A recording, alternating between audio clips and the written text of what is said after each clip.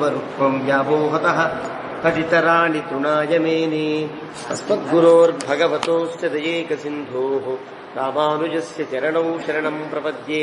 मातापिता युवतयस्तनया विभूतिः सर्वं यदेव नियमेन वदन्वजानाम् आद्यस्य नः कुलपतेर्वकुलाभिरामम् श्रीभक्तदङ्घ्रियुगणम् प्रणमामि मूर्ध्ना।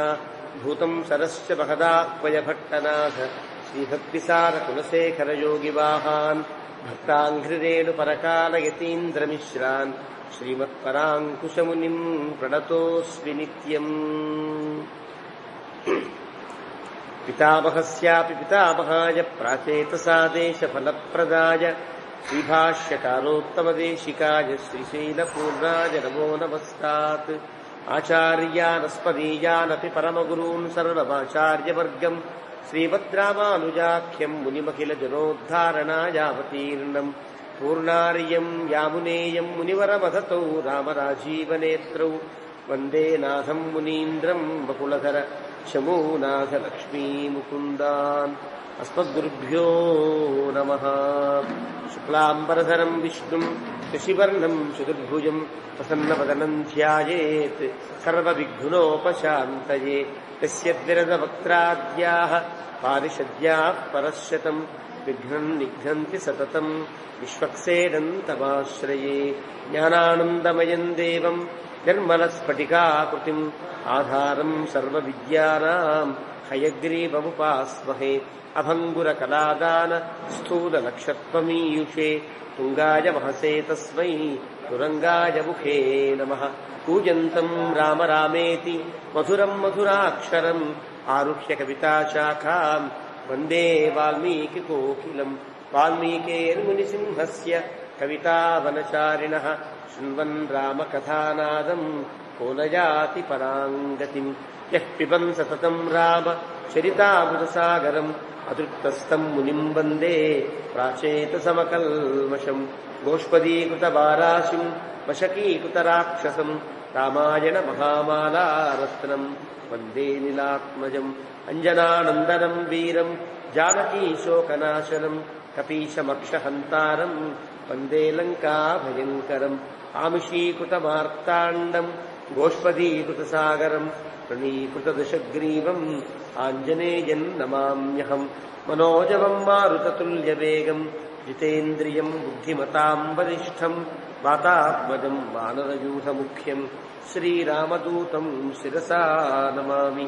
उल्लङ्घ्य सिन्धोः सलिलम् सलीलम् यशोकवह्निम् जनकात्मजायाः आदाय तेनैव ददाह लङ्काम् नमामि तम् प्राञ्जलिराञ्जनेयम्।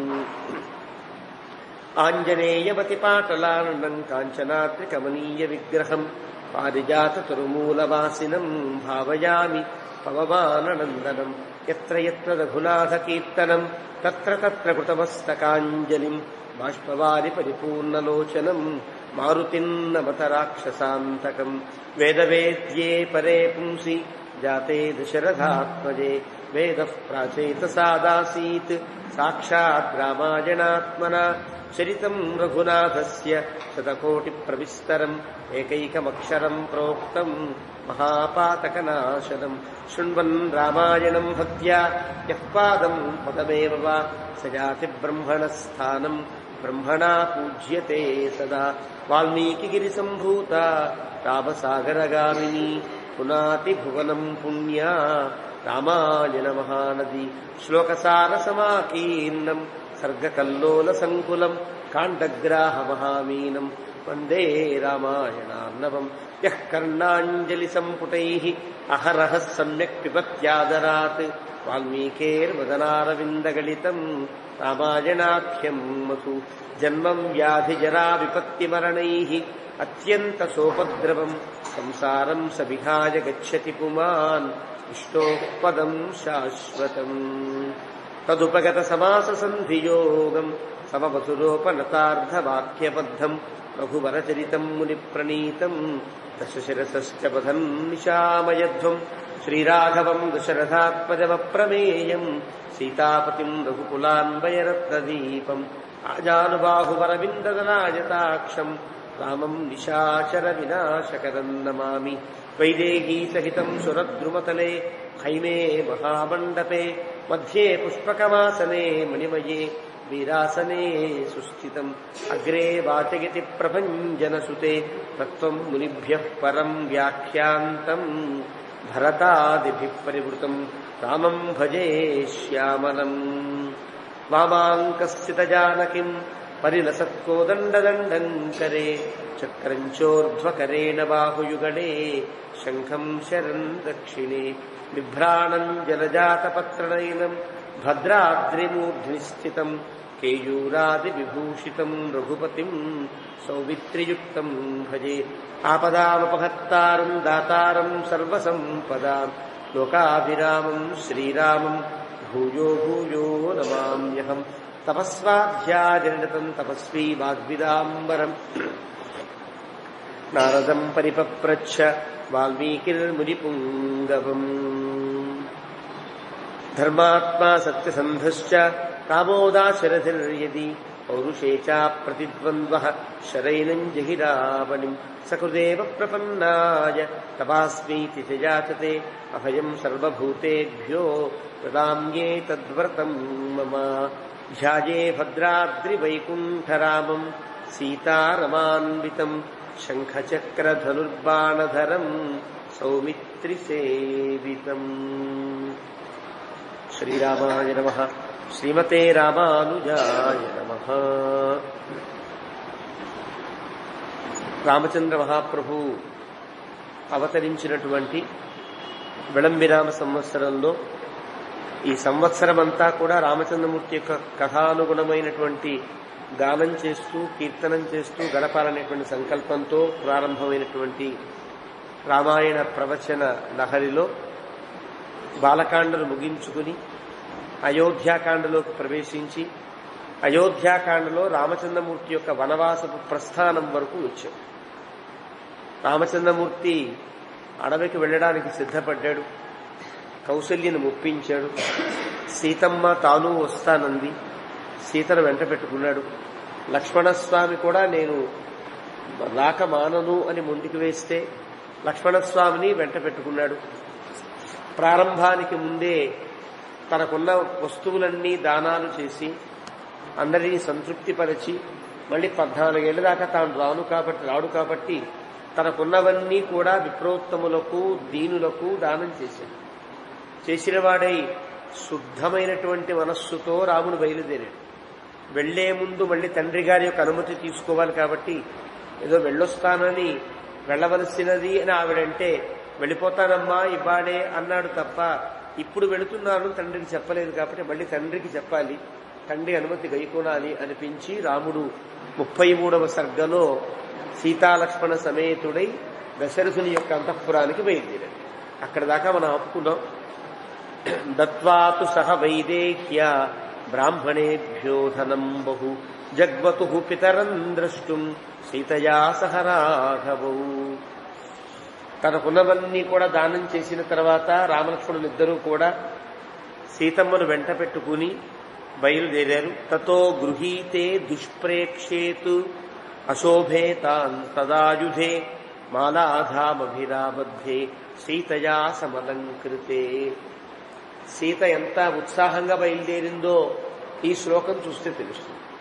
లక్ష్మణస్వామి రామచంద్రమూర్తి ధరించే ఆ ధనస్సులు ఉంటాయి కదా, ఆ ధనస్సులకి చక్కగా అలంకారం చేసింది. అడవికి వెళ్ళేటప్పుడు అలంకారం చేసుకుని మళ్లీ వెళ్ళారంటే అర్థం ఏంటి? చాలా ఇష్టపడి కదా వెళ్తున్నట్టు లెక్క. ఇష్టం లేకపోతే వెళ్లే తీరు వేరే ఉంటుంది. బట్టలు కుక్కేసుకుని బ్యాగు తిప్పేసుకుని ఏదో బుధాలు వేసుకుని పో నేను వెళ్ళిపోతున్నాను అన్నట్టుగా ఉంటుంది. కానీ అలా లేదు. సీతమ్మ తల్లి ఆ 2 ధనస్సులు చక్కగా చందనం రాసి మాలికలు కట్టి చక్కగా బొట్లు పెట్టి అందంగా అలంకరించింది. అంటే చాలా ఉత్సాహంగా బయలుదేరినట్టు లెక్క. ఆ రకంగా సీతమ్మ చేత అలంకృతములైనటువంటి ఆ 2 ఆయుధములను తీసుకుని వీరు బయలుదేరారు. తతః ప్రాసాదహర్మ్యాని విమాన శిఖరాని చ అధిరుహ్య జనశ్రీమాన్ ఉదాసీనో వ్యలోకయత్. రామచంద్రమూర్తి ఇంకా కాలినడకన బయలుదేరతారు తప్ప రథం ఎక్కడని తెలిసిపోయింది అందరికీ. రాముడు ఎక్కడైతే అంతఃపురం నుండి బయలుదేరి దశరథుని యొక్క అంతఃపురం దాకా వస్తున్నాడని తెలిసిందో ఈ వార్త అందుకున్న జనమంతా క్రిక్కిరిసిపోయారు. రోడ్లన్నీ, మార్గములన్నీ కూడా పూర్తిగా నిండిపోతే అక్కడ ప్రదేశం లేనివాడు, స్థానం లేనివాడు కాస్త లేచి గబగబా విమానాలు ఎక్కి, విమానం అంటే 7 అంతస్తుల మేడ మీద ఉండేటువంటి భాగాన్ని రాజప్రాసాదాలకి విమానములు అని అంటారు. అదొక లెక్క. 7 ప్రాసాదములు ఉండాలి, 7 భవనాల పైన ఉండేటువంటి ప్రాంతాన్ని విమానము అని అంటారు. అలా విమానాలెక్కి శిఖరాలెక్కి రాముణ్ణి చూడాలి అని జనం అంతా కూడాను ఆ ప్రాసాద హర్మ్యాలన్నీ ఎక్కారు. ఆ తరువాత ఉదాసీనో వ్యలోకయతు, జై అని చెప్పడానికి వీల్లేదు, బాధపడడానికి వీల్లేదు. ఏం చేయాలో తెలియనటువంటి నిరుత్తరులై, ఏ వాక్యము పలకలేని వాళ్ళై, ఉదాసీనులై చూస్తున్నారంతా కూడా. నహిరథ్యాస్మ శక్యంతే గంతుం బహుజనాకులా ఆరుహ్య తస్మాత్ ప్రాసాదాన్ దీనా పశ్యంతి రాఘవం. అలా చూసిన వారై దీనులై రాముడిని చూస్తున్నారు తప్ప రాముడితో ఏం చెప్పాలన్నా చెప్పలేనటువంటి స్థితి కదా. ఎలా ఉన్నాడు రాముడు? ధనస్సు ధరించి కేవలం సీతాలక్ష్మణ సమేతుడై కాలినడకన మాత్రమే బయలుదేరాడు. వెనకాల ఛత్రములు లేవు. పదాతిం వర్జిత ఛత్రం రామం దృష్ట్వా జనాస్తదా ఊచుర్బహువిధా వాచః శోకోపహత చేతసః. ధనస్సు ఛత్రములు లేవు, కాలినడకన బయలుదేరాడు. అలాంటి బయలుదేరినటువంటి రాముడిని చూసినటువంటి జనమంతా కూడా శోకోపహత చేతసః, అంటే శోకము చేత ఉపహతమైనటువంటి మనస్సులు కలిగిన వారైనటువంటి ఆ ప్రజలంతా ఇలా చాలా రకరకాలుగా మాట్లాడుకుంటారు. ఏం మాట్లాడుకుంటారు? ఎం యాంతం అనుయాతి స్మ చతురంగ బలం మహతు తమేకం సీతయా సార్థం అనుయాతి స్మ లక్ష్మణః. ఎప్పుడైనా రాముడు బయలుదేరితే చతురంగ బలమంతా వెనకాల బయలుదేరుతుంది. ఎంతమంది జనం బయలుదేరుతారు? అలాంటి బలము, అలాంటి బలగము ఏమీ లేకుండా రాముడొక్కడే సీతతో పాటుగా లక్ష్మణుడు వెంట నడుస్తూ ఉంటే బయలుదేరుతున్నాడే. అయ్యో ఐశ్వర్యస్య రసజ్ఞ. పోనీ సుఖములేని తెలియని వాడు ఎక్కడో పెరిగాడు కాబట్టి సుఖాలేవో దుఃఖాలేవో తెలియదు కాబట్టి అడవిలో ఉన్నా అతను అయోధ్యలో ఉన్నా ఒకటే అనుకోవడానికి వీలు. చిన్నప్పటి నుండి రాజకుమారుడై పెరిగాడు, 3 తల్లుల బిడ్డై పెరిగాడు. కాబట్టి అందరూ చాలా ప్రేమించిన వారు రాముడు. కాబట్టి ఐశ్వర్యస్య రసజ్ఞ, ఐశ్వర్యములో ఉండే సుఖములన్నీ తెలుసు. అంటే ఉదయం ఎలాంటి ఆహారాలు తీసుకుంటారో, ఎలాంటి వస్త్రాలు కట్టుకుంటారో, ఎలాంటి ప్రవర్తనతో ఉంటారో, ఎలాంటి సౌకర్యాలు అంతఃపురంలో ఉంటాయో ఇవన్నీ తెలిసినవాడు కదా రాముడు. ఐశ్వర్యస్య రసజ్ఞ, అంటే ఐశ్వర్యముల యొక్క రసజ్ఞత కలిగిన వాడు. సన్ అలా అయినవాడై కామినా అంచైవ కామద, ఎవరేం కోరితే రామా నీ దగ్గర ఈ వస్తువు బాగుంది నాకు ఇవ్వా అంటే ఇచ్చేటువంటి కోరిక, ఇచ్చేటువంటి ఒక దాతృత్వము కలిగిన, అంటే ఐశ్వర్యాన్ని ప్రేమిస్తున్నవాడే అయినప్పటికీ కూడా ఐశ్వర్యమును ఎందుకు పూర్తి మమకారం లేని వాళ్ళలాగే కనిపిస్తాడయ్యా రాముడు. నేచ్చతి ఏవ అనృతం కర్తుం పితరం ధర్మ గౌరవాత్, కేవలం ధర్మం మీద ఉండే గౌరవం చేత, గౌరవం వల్ల, తండ్రి మాట మీద ఉండే గౌరవం వల్ల, పితరం ధర్మ గౌరవాత్ అనృతం కర్తుం న ఇచ్చతి. ధర్మం మీద ఉండే గౌరవం వల్ల తన తండ్రికి ఎలాంటి అబద్ధమాడిన తప్పు రాకూడదని బయలుదేరుతున్నాడు తప్ప ఇప్పటికిప్పుడు రాముడు నేను అడవికి వెళ్ళను అంటే ఏ ధర్మము అతన్ని ఆపలేదు, ఏ వ్యక్తి తను ఆపలేడు. అలాంటి స్థితిలో ఉంది రాముని యొక్క స్థితి. రాముని యొక్క విధానం ఏదైతే ఉన్నదో మహారాజ పట్టాభిషేకానికి పూర్తిగా అర్హుడు అతను కాదనే అవకాశం ఎవరికీ లేదు. ధర్మం ఉన్నది, కానీ తండ్రి మాట, తండ్రి అబద్ధమాడాడు అనే అభిప్రాయం లోకానికి రాకూడదని మాత్రమే రాముడు బయలుదేరుతున్నాడు. కాబట్టి జ్ఞానశక్యా పురా ద్రష్టుం భూతై ఆకాశగైరపి తావద్య సీతాం పశ్యంతి రాజమార్గగతా జనాః. ఇప్పటిదాకా సీత సీత అని విన్నారు తప్ప సీతమ్మని ఎవరు చూసే అవకాశం లేదు. ఎవరో అంతఃపురంలో అవరోధంలో ఉండే దాసీ జనానికి తప్ప అందరికీ సీత అందుబాటులో ఉండేది కాదు. అసూర్యం పశ్యలని పేరు ఆనాటి రాజకుమార్తెని. ఎవరు చూసేవారు కాదండి. ప్రజలందరికీ సీతమ్మ ఎలా ఉంటుందో ఎవరికి తెలియదు. అలాంటి సీత భూతై ఆకాశగైరపి, ఆకాశములో ఉండే దేవతలకు తెలియదు, ఈ భూమి మీద తిరిగే వాళ్ళకి ఎవరికి తెలియనటువంటి దీనిలో ఉండే సీత ఇప్పుడు అందరికీ కనిపించేటట్టుగా వెళుతుంది. సీతమ్మను చూస్తున్నారంత. సీతాం పశ్యంతి, రాముడిని చూశారు. అప్పటిదాకా సీత ఎలా ఉంటుందో తెలియదు, అలాంటి సీతను చూస్తున్నారంతా కూడా. అయ్యో అంగరాగోచితాం సీతాం రక్తచందన సేవిని వర్షముష్టంచ సీతంచ నేష్యంత్యాసు వివర్ణత. ఎంత బాగుంది, ఎంత అందంగా ఉంది పిల్ల. ఇలాంటి పిల్ల ఇక్కడ ఎర్రచందనం పూసుకుని మాలికలు వేసుకుని అందంగా ఉండవలసినటువంటి ఈమె అడవికి వెళితే అక్కడ ఉండేటువంటి శైత్యానికి కానీ అక్కడ ఉండేటువంటి వేడిమికి కానీ పాపం పూర్తిగా నల్లబడి పాడైపోదా, ఎంత ఇబ్బంది పడుతుందో కదా అని వీళ్ళంతా అనుకుంటున్నారు. అద్యనూనం దశరథ సత్వమావిశ్య భాషతే, రాజుగారికి ఏదో దయ్యం పట్టింది అని అంటే అలాగే మాట్లాడు. సత్వమావిశ్య భాషతే, సత్వం అంటే దయ్యం అని అర్థం. అంటే జన దృష్టికి అందని ఏదో అతీతమైనటువంటి శక్తి ఏదో ఆవరించింది, ఏదో కూలింది ఆయన. కాబట్టి ఇలా మాట్లాడుతున్నాడు. నహి రాజా ప్రియం పుత్రం వివాసయతు విచ్యతి. ఏ రాజైనా సరే తనకు ఇష్టమైనటువంటి అబ్బాయిని అడవికి పంపించడానికి ఇష్టపడతాడా? ఇష్టపడనే పడడు కదా. కాబట్టి నిర్గుణస్యాపి పుత్రస్య కథం స్యాద్ విప్రవాసనం. వాడు నిర్గుణుడు దుర్గుణుడే అయినప్పటికీ కూడా తండ్రి వదలడే, అడవికి వెళ్ళడానికి ఇష్టపడ్డే. అలాంటిది కిం పునర్యస్య లోకోయం జితో వృత్తేన కేవలం. తన యొక్క ప్రవర్తన చేత లోకం మొత్తాన్ని ఆనందపరిచే సుగుణాభిరాముడైన రాముణ్ణి అడవికి పంపించేంత మూర్ఖత ఎలా లభించింది రాజుకి? ఆదృశంస్యం అనుక్రోశ శృతం శీలం దమః శమః రాఘవం శోభయంత్యేతే షడ్గుణా పురుషోత్తమం. 6 గుణములు చెప్తాయి. భగవంతుడికి చెప్పేవి 6 గుణములే. ఇక్కడ రామచంద్రమూర్తిని ప్రజలంతా వాళ్ళు పరిశీలించినటువంటి కోణంలో వాళ్ళు చెప్పాలి కదా. రాముడికి 6 గుణాలు ఉన్నాయి. ఈ 6 గుణములతో రాముడు అద్భుతంగా ప్రకాశిస్తాడు.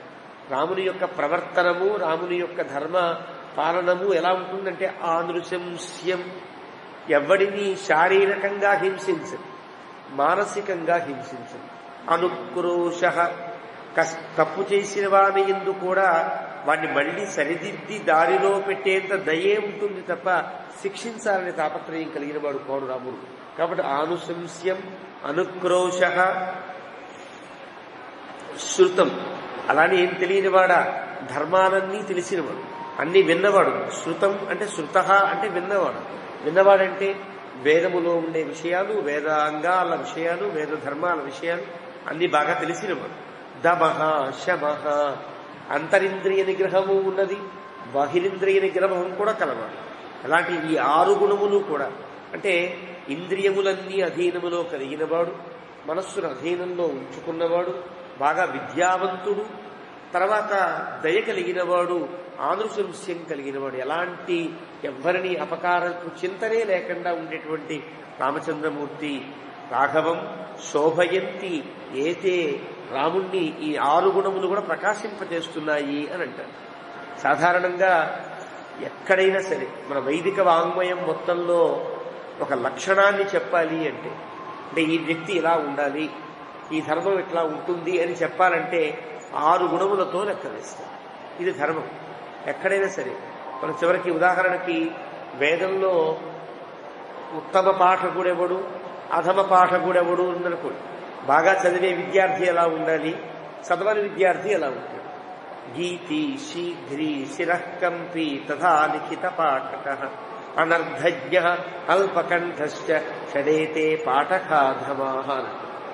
బాగా రాగం తీసి పాడేవాడు ఓం సాహస్ర అంటారు, తప్పల. గీతి శీఘ్రీ గబగబ సహస్ర అన్న తప్పే. గీతి శీఘ్రీ శిరఃకంపి స్వరాలతో నిమిత్తం లేకుండా తరకాయలు అటు ఇటు అటు ఇటు ఊపేస్తుంటాడు. బాగా వాడే చూస్తున్నట్టుగా ఏదో హడావిడి చేస్తున్నట్టుగా ఉంటాడే. శిరఃకంపి తథా లిఖిత పాఠక, అలా ఏదో చేస్తూ, ఏదో పని చేస్తూ, ఏదో గిల్లుతూ, ఏదో రాసుకుంటూ ఇలా చదివేవాడు ఒక ఉంటాడు. వాడు పనికిరాడు పాఠానికి. అనర్ధజ్ఞ చదివే పాఠం ఎందుకు పూర్తిగా దృష్టి లేకుండా ఎక్కడ ఆపాలో తెలియక ఎక్కడ కలపాలో తెలియక ఏదో రామునితో కపివరుండిట్లని రామునితో కపివరుండిట్లని ఇలా ఆపేవాడు ఉంటారు కదా.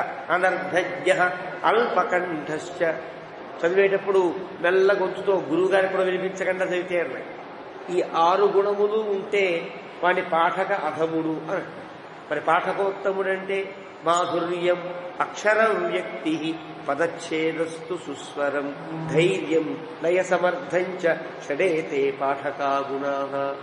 ఉత్తమమైనటువంటి విద్యార్థి ఎలా ఉంటాడు? అందంగా మాధుర్యంగా పాడతాడు, మాధుర్యంగా పఠిస్తాడు. ఏదైనా మాధుర్యం అక్షర వ్యక్తి, అక్షరములన్నీ స్పష్టంగా ఉండేటట్టు ఉంటాయి. ఏదో 4-5 మింగేసి ఒకటే వదిలేసి అలా ఉండదు. అక్షర వ్యక్తి పదచ్ఛేదస్తు, ఎక్కడెక్కడ నిలుపుదల చెయ్యాలో ఆ నిలుపుదలను జాగ్రత్తగా పాటిస్తూ చెప్తాడు. సుస్వరం, స్వరం ఎట్లా ఉందో తనకి ఇష్టం వచ్చినట్టు కాకుండా స్వరాన్ని అలాగే స్వరం. ధైర్యం లయ సమర్థంచ, చాలా ధైర్యంగా చెప్తాడు. లయ సమర్థంచ, ఏదో ఒక లయలో అందంగా వినేవాళ్ళకి ఆనందం కలగాలని చదువుతాడు తప్ప ఏదో చదివేద్దాం అల్లించేద్దాం ఏకరో పెట్టేద్దాం అన్నట్టుగా ఉండడు. ఇది పాఠక గుణాలు. అంటే ఉద్దేశ్యం ఎప్పుడు లక్షణం చెప్పినా శాస్త్రం 6 గుణాలు చెప్పుట అనేది మనకి వాంగ్మయంలో కనిపిస్తుంది. పాపాన్నివారయతి యోజయతే హితాయ గుహ్యన్నిగూహతి గుణాన్ ప్రకటీకరోతి ఆపద్గదంచ జనజహాతి దదాతి కాలే సన్మిత్ర లక్షణమిదం ప్రవదంతి సంతః. పాపాన్నివారయతి, ఒక మిత్రుడు తప్పు చేస్తుంటే తప్పు చెయ్యొద్దు అని ఆపుతాడు. యోజయతే హితాయ, ఈ పని చేస్తే మంచిదిరా అని అతన్ని మంచి పనిలోకి అన్వయింపచేస్తాడు. పాపాన్నివారయతి యోజయతే హితాయ గుహ్యన్నిగూహతి, తన మిత్రుడి దగ్గర ఏదైనా చిన్న లోపం ఉంటే ఆ లోపాన్ని కప్పి ఉంచుతాడు తప్ప నా మిత్రుడు ఇంత బలహీనుడు, నా మిత్రుడు ఇంత దుర్మార్గుడు అని లోకానికి ప్రకటించడు. గుహ్యన్నిగూహతి గుణాన్ ప్రకటీకరోతి, నా మిత్రుడు ఎంత గొప్పవాడండి, వాడికి ఇది వచ్చండి అది వచ్చండి అని ప్రకటించేటట్టుగా ఉంటాడు. ఆపద్గతంచ నజహాతి, ఎంత ఆపదలో ఉన్నా వాడిని విడిచిపెట్టకుండా ఉంటాడు. దదాతి కాలి, వాడికి అవసరమైనప్పుడు ఏదో ఒకటి తన వస్తువు తాను ఇవ్వడానికి కూడా సిద్ధపడతాడు. ఇది కదా మిత్ర లక్షణం అంటే. ఈ 6 ఉంటాయి మిత్రుడికి అంటారు. ఎక్కడ మీరు చూడండి, పతివ్రత లక్షణాలు చెప్పాలన్నా 6 చెబుతారు, ఉత్తమ పురుషుడి యొక్క లక్షణాలు చెప్పాలన్నా 6 చెబుతారు, చివరికి భగవంతుడి గుణాలు చెప్పాలన్నా 6 చెప్తారు. జ్ఞాన శక్తి బల ఐశ్వర్య వీర్య తేజాంసి షడ్గుణా, ఈ 6 ఉంటే భగవంతుడు అంటారు, ఈ 6 ఉంటే పురుషోత్తముడు అంటారు. రాఘవం శోభయంత్యేతే గుణా, రాఘవం శోభయంత్యేతే షడ్గుణా పురుషోత్తమం. రాముణ్ణి కాదు, ఈ 6 గుణములు ఎవరు అలవరుచుకుంటారో, ఎవరికి ఉంటాయో వాడు పురుషోత్తముడై ఉంటాడు. ఆదృశంస్యం, ఎవరిని శారీరకంగా మానసికంగా హింసించకుండా ఉండుట. అనుశంస్యం అనుక్రోశ, ఒక వ్యక్తి తప్పు చేస్తే తప్పు చేశాడని వెంటనే శిక్షించకుండా అతను మళ్లీ ఆ తప్పు చేయకుండా ఉండేటట్టుగా అతన్ని సరిదిద్దగలిగే దయ కలిగి ఉండాలి. అనుక్రోశ. శృతం, చాలా విని ఉండాలి, పెద్దల ద్వారా ధర్మాలన్నీ తెలుసుకుని ఉండాలి. శీలం, మంచి ఉత్తమమైనటువంటి పెద్దవాడు తక్కువ వానితో కూడా కలవగలిగినా ఏ అరమరికలు లేకుండా ఉండగలిగాడు. దీన్ని శీలం అనంటారు. శీలం అనగానేమి అంటే ఏదో శీలం అంటే వస్తువు కాదు కదా. ఒక గొప్ప వ్యక్తి తనకంటే చాలా తక్కువ వ్యక్తితో కూడా ఏ అరమరికలు లేకుండా కలసి మెలసి జీవించగలగడాన్ని శీలము అని అంటారు. ఇది మహతాం నీరంధ్రేణ చ సంశ్లేష, అది సౌశీల్యం, శీలత అని అంటారు. పెద్ద గొప్పవాడు తక్కువ వారితో కూడా సమానంగా ప్రవర్తించగలగడం. రామచంద్రమూర్తి కథలో మనకు తెలుస్తుంది. గుహుడెంతవాడు, రాముడెంతవాడు, గుహుడితో సమానంగా ఆత్మ సమస్సఖ, నువ్వు నాకు మంచి మిత్రుడవయ్యా అంటే కౌగిలించుకుంటాడు. సుగ్రీవుడెంత రాముని ముందు, కోతులెంత, చిన్న చిన్న వాళ్లే అయినప్పటికీ కూడా అందరితో కూడా నేను చాలా గొప్ప చక్రవర్తి బిడ్డనేటువంటి దర్పము రాజసము లేకుండా ప్రవర్తిస్తాడు. కాబట్టి శీలం, దమః శమః, ఇంద్రియ నిగ్రహం ఉండాలి. అంటే బహిరింద్రియ నిగ్రహం, ఈ కర్మేంద్రియాల నిగ్రహం ఉండాలి, జ్ఞానేంద్రియాల నిగ్రహం ఉండాలి, అంతరింద్రియ నిగ్రహము ఉండాలి. ఇవన్నీ ఉన్నప్పుడు వాడు పురుషోత్తముడై భాషిస్తాడు ఎవడైనా సరే. అవన్నీ రాముడికి ఉన్నాయి కాబట్టే రాఘవం శోభయంతి ఏతే షడ్గుణా పురుషోత్తమం. రాముడంటే ఉత్తమమైనటువంటి మానవుడు అంటూ ప్రజలంతా అనుకుంటారు. ప్రజల్లో ఉండే అభిప్రాయం. తస్మాత్ తస్యోపఘాతేన ప్రజా పరమపీడితా ఔదకానీవ సత్వాని గ్రీష్మే సలిల సంక్షయాత్. రాముడు కనుక వెళ్ళిపోతే, ఈ ఉపఘాతం ఇలాగే నడిస్తే గనక మేమంతా పరమ పీడితులమవుతాం. ఎలాగ? ఒక నీటిలో ఉండే జలచరాలు ఉంటాయి. ఆ నీరు చల్లగా ఉన్నప్పుడు జలచరాలన్నీ హాయిగా ఉంటాయి. ఆ నీరే కనుక ఎండాకాలంలో ఒక ప్రతాపంతో సూర్యుడు కనుక వేడెక్కించిస్తే ఆ వేడెక్కిన నీళ్లలో మరిగి మరిగి జలచరాలు నశించిపోయినట్లుగా మేము కూడా నశించిపోతామో ఏమో. పీడయా పీడితం సర్వం జగదస్య జగత్పతే మూలస్య ఇవ ఉపఘాతేన వృక్ష పుష్పఫలోపగ. ఒక చక్కగా రాముడనేటువంటి వృక్షం, రాముడనే వృక్షం ఉంటే దానికి ఉండే కొమ్మలకి పళ్ళు పూలు అన్ని బాగుంటాయి. ఆ వృక్షం యొక్క వేరే కనుక లేకుండా చేస్తే ఈ ఫలాలు ఎక్కడ ఉంటాయి, పుష్పాలు ఎక్కడ ఉంటాయి, పత్రాలు ఎక్కడ ఉంటాయి. రామచంద్రమూర్తి ఈ జగత్తుకు వృక్షము లాంటి వాడు, వృక్షానికి వేరు లాంటి వాడు. రాముణ్ణే కనుక విడిచిపెట్టేస్తే ఇవన్నీ మేమంతా ఉండగలుగుతామా అని బాధపడతారు వాడంతా కూడా. మూలం కేశ మనుష్యానాం ధర్మసారో మహాద్యుతి పుష్పం ఫలంచ పత్రంచ శాఖాశ్చ అస్యైతరే జనాః. రాముడు చెట్టు అయితే మేమంతా చిన్న చిన్న వృక్ష పత్రాలు ఫలాలు లాంటి వాళ్ళని కదా. ఇప్పుడు రాముని యొక్క వేరే తెగేటట్టుగా ఒక పరిస్థితి ఏర్పడిందే అంటూ బాధపడుతున్నారు. తే లక్ష్మణ ఇవ క్షిప్రం సపత్న్య సహబాంధవా గచ్చంతం అనుగచ్చామః ఏన గచ్చతి రాఘవ. ఎలాగైతే సీతారాములిద్దరినీ లక్ష్మణస్వామి అనుసరించి వెళుతున్నాడో అలా మనం కూడా హాయిగా మనందరి మన కుటుంబాలను తీసుకుని, భార్యని బిడ్డల్ని తీసుకుని హాయిగా రాముడితోనే వెళ్ళిపోదాం. ఉద్యానాన్ని పరిత్యజ్య క్షేత్రాన్ని చ గృహాన్ని చ ఏక దుఃఖ సుఖాహ రామం అనుగచ్చామ ధార్మికం. మనకి ఉద్యానాలొద్దు, ఈ ఇళ్ళొద్దు, ఈ పొలాలొద్దు, ఈ సుఖాలొద్దు, ఈ దుఃఖాలొద్దు. అనుగచ్చామ ధార్మికం. రాముడితో ఏకమైనటువంటి సుఖ దుఃఖాలు కలిగిన వాళ్ళమై, రాముడు సుఖపడితే మనం సుఖపడతాం, రాముడు కష్టపడితే మనము కష్టపడదాం. అడవిలో ఎక్కడ ఏది బాగుంటుందో తెలియదు కదా. ఇక్కడ అడవిలో హాయిగా సమాన సుఖ దుఃఖులమై రాముడి వెంట నడుద్దాం. సముద్ధృత నిధానాన్ని పరిధ్వస్త అజిరాని చ ఉపాత్త ధనధాన్యాన్ని కృతసారాన్ని సర్వశః. మనం దాచుకున్న ఐశ్వర్యము విడిచిపెట్టేద్దాం, మనం దాచుకున్న బట్టలు విడిచిపెట్టేద్దాం, ధనము ధాన్యము ఇవన్నీ దాచుకున్నాం కదా. ఇవన్నీ మనకు అక్కల. ఎందుకు? రాముడే లేనప్పుడు ఈ ఐశ్వర్యాలు దేనికి? రజసా అభ్యవకీర్ణాని పరిత్యక్తాని దైవతై మూషకై పరిధావద్భి ఉద్భిలైరావృతాని చ. మనం విడిచిపెట్టి హాయిగా అడవిలోకి వెళ్ళిపోదాం. ఇవన్నీ మట్టి కొట్టుకుపోతాయి. ఎలకలు బిలాలు పెట్టి అన్ని పాడి చేస్తే పాడైపోయింది. మనకెందుకు? రాముడు లేనప్పుడు ఇక్కడ మనం ఉండడానికి వీలు లేదు. హాయిగా వెళ్ళిపోదాం రాముడితో. అపేతోదక ధూమాని హీన సమ్మార్జనాని చ ప్రణష్ట బలి కర్మేజ్య మంత్రహోమ జపాని చ. ఇళ్లల్లో ఇంకా ఏ ఇంట్లో కూడా పొగరాదు, అంటే వంట చేసుకునే అవకాశం లేదు కదా. పొగ లేకుండా అయిపోతాయి. ఊడ్చేవాళ్ళు లేక దుమ్ము కొట్టుకుపోతాయి. ప్రణష్ట బలి కర్మ ఇజ్య. వంట చేయకపోతే ఆరగింపులు ఉండవు, ఆరగింపు లేకపోతే బలి ప్రదానాలు ఉండవు, బలి ప్రదానాలు లేకపోతే పక్షులు కూడా దాని దగ్గరికి రావు కదా. అలా ఏమీ లేకుండా, మంత్రం లేకుండా, హోమం లేకుండా, జపం లేకుండా, ఆరగింపు లేకుండా, అన్నం లేకుండా ఈ ఇళ్ళన్నీ నశించిపోదు. మాకు అక్కర్లా ఇవన్నీ కూడా. ఇలాంటి ఇళ్లతో నిండిన ఈ రాజ్యాన్ని కైకేయి హాయిగా పరిపాలించుకొని అని అంటున్నారు మీరు. దుష్కాలేనే భగ్నాని భిన్న భాజనవంతి చ అస్మత్యక్తాని రేష్మాని కైకేయీ ప్రతిపద్యత. మేము విడిచిపెట్టిన తర్వాత గిన్నెలన్నీ నశించిపోతే, గిన్నెలు పాత్రలు ఉంటాయి కదా, అవన్నీ ఇష్టం వచ్చినట్లుగా పాడైపోతే, పాడైపోయిన గిన్నెలతో, పాడైపోయిన ఇళ్లతో, పాడైపోయినటువంటి వనములతో కైకేయి సుఖంగా ఉండుగాక. కైకేయి సుఖంగా ఉంటుంది. మేమెవరూ ఇక్కడ ఉండవు. వనం నగరమేవాస్తు ఏన గచ్చతి రాఘవ. ఎందువల్ల? ఈ నగరమంతా వనం అయిపోవాలి. రాముడు ఎక్కడ ఉంటే అక్కడ వనమంతా నగరం అయిపోవాలి. అంటే నగరం అవ్వాలంటే మేమంతా వెళ్ళిపోవాలి. మేమంతా ఉంటే నగరం కదా.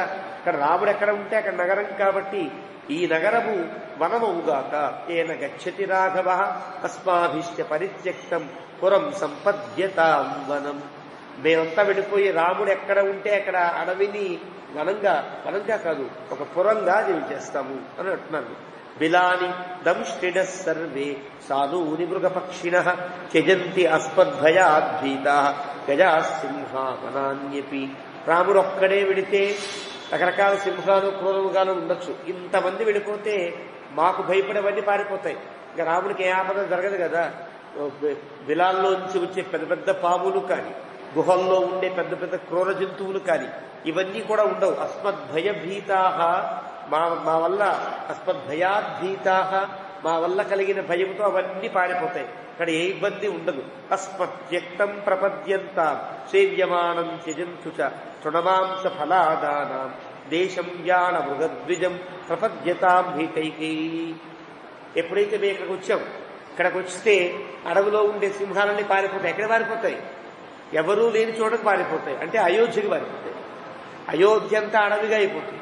అయోధ్యలో అన్ని పులులు, సింహాలు, పాములు చేరి నశించిపోయి అలాంటి అయోధ్యలో హాయిగా కైకేయి ఉండుగాక అంటూ వీళ్ళు శాపనార్థాలు అంటేనే శాపనార్థాల్లా పెడుతున్నారు అన్నమాట.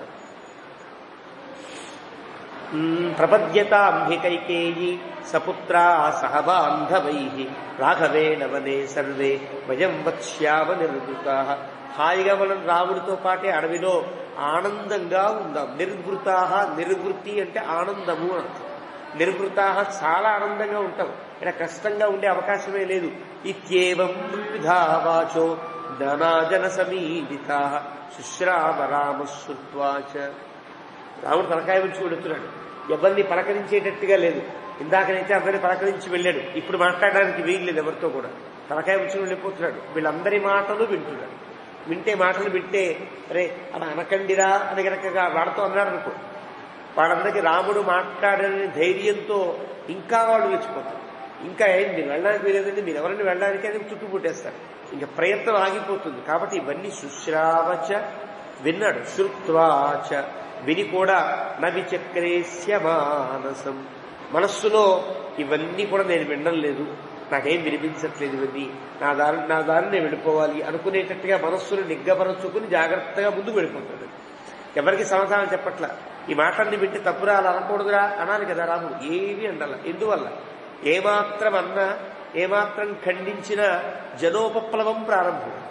అంటే రాముడు మన మాటకి రెస్పాండ్ అయ్యాడనేప్పటికీ ఇంకా కాస్త మాట్లాడాలనిపిస్తుంది, ఇంకా కాస్త చేయాలనిపిస్తుంది. చేసినప్పుడు ప్రజల యొక్క తీరు ఎట్లా ఉంటుందో అవ్యవస్థగా ఉంటుంది ఇప్పుడు కదా. ఉద్యమ నాయకుడు జాగ్రత్తగా ఉన్నా ఉద్యమం కూర్చేవాళ్ళు ఎలా ఏం చేస్తారో తెలియదు. అప్పటిదాకా జాగ్రత్తగా ఉండండి, మనం శాంతంగానే ఉండాలి, జాగ్రత్తగానే ఉండాలి అంటూనే ఉంటాడు. ఈ వెనకాల వచ్చేవాళ్ళు అవిపాలను కొట్టి చేస్తూనే ఉంటారు. కారణం ప్రజలు కనుక ఉపప్లవాన్ని పొందినప్పుడు, అంటే ఒక ఉద్యమ స్ఫూర్తిని పొందినప్పుడు వాళ్ళని ఆపేవాడు ఎవరు ఉండడు కదా. అందుకదా ఈ పోలీసు బందోబస్తుని పెడతారు.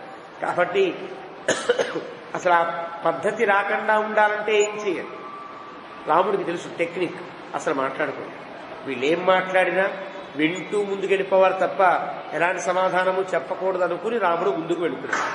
నతు సతు వేష్మ పితుర్దూరాత్ కైలాస శిఖర ప్రభం అభిచక్రామ ధర్మాత్మ మత్తమాతంగ విక్రమ. మత్తమాతంగ విక్రమ అంటే తన గంభీరమైనటువంటి నడకతో తను సహజంగా ఎలా నడుస్తాడో అలాగే, ఎక్కడ కష్టం ఉన్నట్టుగా లేదు. కష్టం వచ్చినప్పుడు మనిషిలో తొట్టుపాట్లు చాలా ఉంటాయి తెలియకుండా. మనసు పైకి అదే నాకేం కోపం లేదండి, నాకేం కష్టం లేదండి అంటూ ఉంటాడు. కానీ వాడు కూర్చున్న తీరులో, మాట్లాడే తీరులో, నడిచే తీరులో ఎక్కడో అక్కడ వాడి కష్టం కనిపిస్తూనే ఉంటుంది. కానీ రాముడు అట్లాగా కష్టం కనిపించేటట్టుగా లేరు. కష్టం లేదు కదా. మత్త మాతంగ విక్రమ. సహజంగా తాను ఎలా నడుస్తాడో గంభీరంగా అలా నడుచుకుంటూ దూరంగా కైలాస శిఖర ప్రభం, కైలాసము వల్ల తెల్లని ఆ భవనంతో ఉండేటువంటి దశరథ మహారాజు యొక్క ఆ ప్రాసాదం దాకా వచ్చాడు. అక్కడ వినీత వీర పురుషం ప్రవిశ్యతు దృపాలయం ప్రదర్శ అవస్థితం దీనం సుమంత్రమ విదూరత. అక్కడ ఉండే ఒక పెద్ద కాపలాదారు ఉంటాడు. వాడు ఒక్కసారి తలవంచి రాముడిని ఇలా వెళ్ళమని లోపలికి స్వాగతించింది. మెల్లగా స్వాగతాలు అందుకని మాటలే లేవు, హాయిగా అలా వెళ్ళిపోతున్నారు అంతే. అంత నిశ్శబ్దంగా సాగుతుంది. అలా వెళుతూ ఉంటే దూరంగా దశరథ మహారాజు ఉండేటువంటి అంతఃపురానికి సమీపంలో ఉండే గుమ్మం దగ్గర చాలా బాధగా సుమంత్రుడు కనిపించాడు. అవిదూరత, పెద్ద దూరంలో లేడు, చాలా దగ్గరగా సుమంత్రుణ్ణి చూచాడు రాముడు. ప్రతీక్షమాణోపి జనంతదార్థం అనార్తరూప ప్రహసన్నివాత జగామరామ పితరం దిదృక్షు పితుం నిదేశం విధివచ్చికీర్షు. అందరూ కూడా ఆర్తితోనే ఉన్నారు. అందరిలో ఏదో కష్టం, అందరిలో ఒక్కసారి పలకరిస్తే గుప్పున బోరున ఏడిచేటట్టుగా ఉన్నారు. ఎవరిని పలకరించే అవకాశం లేదు, ఎవరిని పలకరించినా ఏడుస్తారు. ఏడిచారంటే పెద్ద రభస అవుతుంది. కాబట్టి అందరూ కూడా ఆర్తరూపంగా ఉన్నారు. కానీ రాముడు మాత్రం అనార్తరూప. మెల్లగా చిరునవ్వు చెందకుండా మెల్లగా నవ్వుకుంటూ అందరినీ చూస్తూ లోపలికి వచ్చి అక్కడ ఉండే అంతఃపురంలో ఉండేవాళ్ళందరూ వచ్చి ప్రహసన్నివాత చిన్నగా నవ్వుతూ అక్కడ ఉండేటువంటి సుమంత్రుతో అంటున్నాడు, పితుం నిదేశం విధివచ్చికీర్షు. మన మనస్సులో తండ్రి చెప్పిన మాటనే పాటించాలనేటువంటి దృఢ సంకల్పం కలిగిన వాడై, తండ్రిని చూచి వెళదామని మాత్రమే అభిప్రాయం కలిగిన వాడై రాముడు. అది వాల్మీకి యొక్క ప్రయోగం. అంటే మళ్ళీ ఇప్పుడు వెళితే మళ్ళీ కొంచెం సీన్ మారి నువ్వు ఉండిపోరామా పర్వాలేదే అంటారా, ఇలాంటి అభిప్రాయం వస్తుందా, మళ్ళీ ఉండిపోవచ్చు అనే అభిప్రాయం రాముడికి ఉందేమో అని అనుకోవచ్చు కదా. మళ్ళీ వెళ్ళడం దీనికంటే దశరథ మహారాజు దగ్గరికి వెళ్ళిపోవచ్చు కదా దానికంటే ఇక్కడ రాముడి యొక్క అభిప్రాయాన్ని చెప్తున్నాడు వాల్మీకి. పితరం దిదృక్షు విధివచ్చికీర్షు. ఈ రెండు ప్రయోగాలు గొప్ప ప్రయోగాలు. అంటే తండ్రిని చూచుట కొరకు మాత్రమే రాముడు వచ్చాడు. విధివచ్చికీర్షు ఎందుకు చూడడానికి వచ్చాడు? తాను ఇంతకుముందు చెప్పిన నిర్దేశాన్ని పాటించడం కోసమే సిద్ధపడి వచ్చాడు. అంతే తప్ప ఏదన్నా మార్పు వస్తుందేమో, హాయిగా అయోధ్యలో ఉండిపోవచ్చేమో అనే అభిప్రాయం రాముడికి లేదని వాల్మీకి కంఠోక్తిగా చెప్తున్నాడు. తత్పూర్వవైక్ష్వాకసుతో మహాత్మా రామో గమిష్యన్ వనమార్త రూపం వ్యతిష్ఠత ప్రేక్ష్య తదా సుమంత్రం పితుర్మహాత్మా ప్రతిహారణార్థం. అంతకు ముందే దశరథుని యొక్క బాధలు అన్నీ సుమంత్రుడు తెలుసు. ఎంత బాధపడుతున్నాడో లోపల తెలుసు. ప్రజలంతా ఎంత బాధపడుతున్నారో సుమంత్రుడు తెలుసు. కానీ రాముడు ఇంత నిబ్బరంగా, ఇంత ఏమాత్రం ఒక తొట్టుపాటు లేకుండా ఉండాలని గమనించాడు సుమంత్రుడు. పితుర్లు విదేశేయుడు ధర్మవత్సల, ధర్మము యందు వాత్సల్యం కలిగినటువంటి రామచంద్రమూర్తి వనప్రవేశే కృత బుద్ధి నిశ్చయ, వనంకి వెళ్లడం కోసమే మనస్సులో సంకల్పించుకున్నవాడై స రాఘవ ప్రేక్ష్య సుమంత్రమబ్రవీత్, అదే అభిప్రాయంతో చిన్నగా చిరునవ్వుతూ నివేదయన్ స్వ ఆగమనం నృపాయమే, సుమంత్ర నేను వచ్చానని నాన్నగారితో చెప్పవా అన్నాడు. నేరుగా వెళ్ళాల, సుమంత్రుడిని పిలిచి నేను వచ్చానని నాన్నగారితో విన్నవించవా అన్నాడు. 33వ సర్గ ముగించాడు వాల్మీకి. 44వ సర్గ తతః కమలపత్రాక్ష శ్యామో నిరుదరో మహాన్ ఉవాచ రామస్తం సూతం పితురాఖ్యాహి మామితి. అక్కడ ఉండే వర్ణనలో తతః కమలపత్రాక్ష అంటే ఎర్రని తామర పువ్వుల వంటి నేత్రములు కలిగిన వాడు రాముడు. రాముడికి సహజంగా ఉండేటువంటి ఒక గొప్ప లక్షణం పెద్ద పెద్ద కళ్ళు, అందమైన కళ్ళు, ఎర్రగా ఉండే కళ్ళు, చల్లగా అనిపించే కళ్ళు కదా. కమలపత్రాక్ష అంటే ఈ విశేషణాలన్నీ ఏర్పడతాయి. అలాంటి కళ్ళతోనే ఉన్నాడు. అక్కడ కంటిలో ఎర్రజీర కానీ, కంటిలో నీటి చుక్క కానీ, ఏడుస్తున్న బాధ కానీ, ఏడ్చిన ఇబ్బంది కానీ ఏమీ లేదు రాముడి కళ్ళలో. కమలపత్రాక్ష అది ఆ ప్రయోగంలో ఉండే గొప్పతనం. శ్యామ అన్న ఎలా ఉన్నాడో అదే స్థితిలో ఉన్నాడు. నిరుదరో మహాన్, నిరుదరహ, ఉదరహ అంటే పొట్ట కలిగిన వాడు అర్థం. నిరుదరహ పొట్ట లేనివాడు అర్థం. పొట్టలేనివాడు అని ఇక్కడ మాట్లాడడం కాదు. అంటే ఎలాంటి ఒక ఆయాసం ఉంటుంది, ఒక కోపం వస్తున్నప్పుడు తెలియనటువంటి అంటే పొట్టని పైకి లేపి గుండెల పైకి ఎగశ్వాసలు ఇవన్నీ ఉంటాయి. ఎలాంటి ఎగశ్వాస అంటే ఎలాంటి వికారము లేకుండా ఉన్నాడని చెప్పడం తాత్పర్యం. శ్యామ నిరుదరో మహాన్, ఏమీ లేదు, ఎలాంటిది మహాన్, అందువల్ల మహాత్ముడు రాముడు. ఉవాచ రామస్తం సూతం పితురాఖ్యాహి మామితి అంటే ఇందాక చెప్పాడు కదా 33వ సర్గ చివరిలో నేను వచ్చాను మా అన్నగారితో చెప్పవా అన్నాడు. మళ్ళీ ఈ శ్లోకంలో నేను వచ్చాను మా అన్నగారితో చెప్పవా అని 2 సార్లు ఎందుకన్నాడండి అంటే రాముడిని చూస్తూ రాముడి కళ్ళని చూస్తూ రాముడిలో ఎక్కడన్నా చిన్న బాధగా ఉండే వికారం ఉన్నదా అని పరిశీలిస్తూ ఆగిపోయాడు సుమంతుడు. అంటే ఎక్కడన్నా రాముడు బాధపడుతున్నాడా అని చూస్తున్నాడు. అంటే బాధపడే సందర్భం లేదు రాముడికి, అవకాశం లేదు. కాబట్టి మళ్ళీ ఏమోయ్ నేను వచ్చాను నాన్నయ్య చెప్పవా, ఇప్పుడు ఆశ్చర్యంగా చూస్తున్నాం అనుకోండి, ఒకసారి చెప్పిన వాడి మాట వినిపించదు, మళ్ళీ ఒకసారి సుమంత్ర నేను వచ్చాను మా నాన్నగారు చెప్పవా అన్నట్టుగా రెండవ మారు చెప్పాడు. అంటే అర్థం రాముడిని చూస్తూ ఆశ్చర్యపోతున్నాడు సుమంత్రుడు. ఎందువల్ల కమలపత్రాక్ష, కంటిలో ఎర్రజీర లేదు, కంటి చుక్క లేదు. ఇలా ఎలా ఉంటారు, ఇలాగా కష్టం కదా అని స రామ ప్రేషిత క్షిప్రం, వెంటనే సంతాప కలుషేంద్రియ. రాముడు అట్లా ఉన్నాడు కానీ తన గుండెల్లో మాత్రం సంతాపం పొంగుతోంది. కలుష ఇంద్రియ అంటే గుండెల్లో ఉండడం కాదు, గుండెల్లో ఉండేటువంటి బాధ కళ్ళల్లోకి, ముక్కుల్లోకి, చెవుల్లోకి, వేళ్లల్లోకి, చేతుల్లోకి వస్తే ఎలా ఉంటుంది? వణుకులు వస్తుంది. ఒక వణుకు, ఏం చేస్తున్నామో తెలియదు, ఏదైనా వస్తువు పట్టుకుంటే పడిపోతూ ఉంటుంది, ఏది పట్టుకోబుద్ధి కాదు, విసిరేయాలనిపిస్తుంది, సరిగ్గా నడవబుద్ధి కాదు, కాళ్ళు ఈడచాలనిపిస్తుంది, ఇవన్నీ వస్తాయి కదా. కలుష ఇంద్రియ అంటే అర్థం సంతాపము చేత కలుషితమైన ఇంద్రియములు కలిగిన వాడు. అంటే సుమంతుడు సరిగ్గా లేడు, సుమంతుడి యొక్క ప్రతి ఇంద్రియము కూడా బాధను అనుభవిస్తోంది అని చెప్పేటట్టుగా సుమంతుడు వెళ్లే తీరు చూస్తే తెలుస్తుంది. ప్రవిశ్య నృపతిం సూతో విశ్వసంతం దదర్శ. అలాగా ప్రవిశ్య నృపతిం అలా వెళ్లి లోపలికి వెళ్లి రాజుగారిని చూస్తే అక్కడ ఉండే నిశ్వసంతం దదర్శ. చాలాసేపు అయింది కదా రాముని యొక్క ఈ కథ అయింది, సుమారు 3-4 గంటల క్రితం జరిగింది. ఇప్పుడు దశరథుడు ఎలా ఉండాలి, రాత్రంతా నిద్రలేనివాడు, కాసేపు రిలాక్స్గా పడుకోవాలి. ఎలాంటి వాడికైనా ఎంతసేపు ఏడుస్తాడు కదా. ఇష్టమైన వ్యక్తి కనుల ముందు చనిపోయినా ఎంతసేపు బాధ ఉంటుంది. తర్వాత శారీరకమైనటువంటి ఒక స్థితి ఎప్పుడైనా ఎవరినైనా కప్పేస్తుంది కదా, నిద్ర రావడమో ఆకలి వేయడమో ఏదో కలుగుతుంది కదా.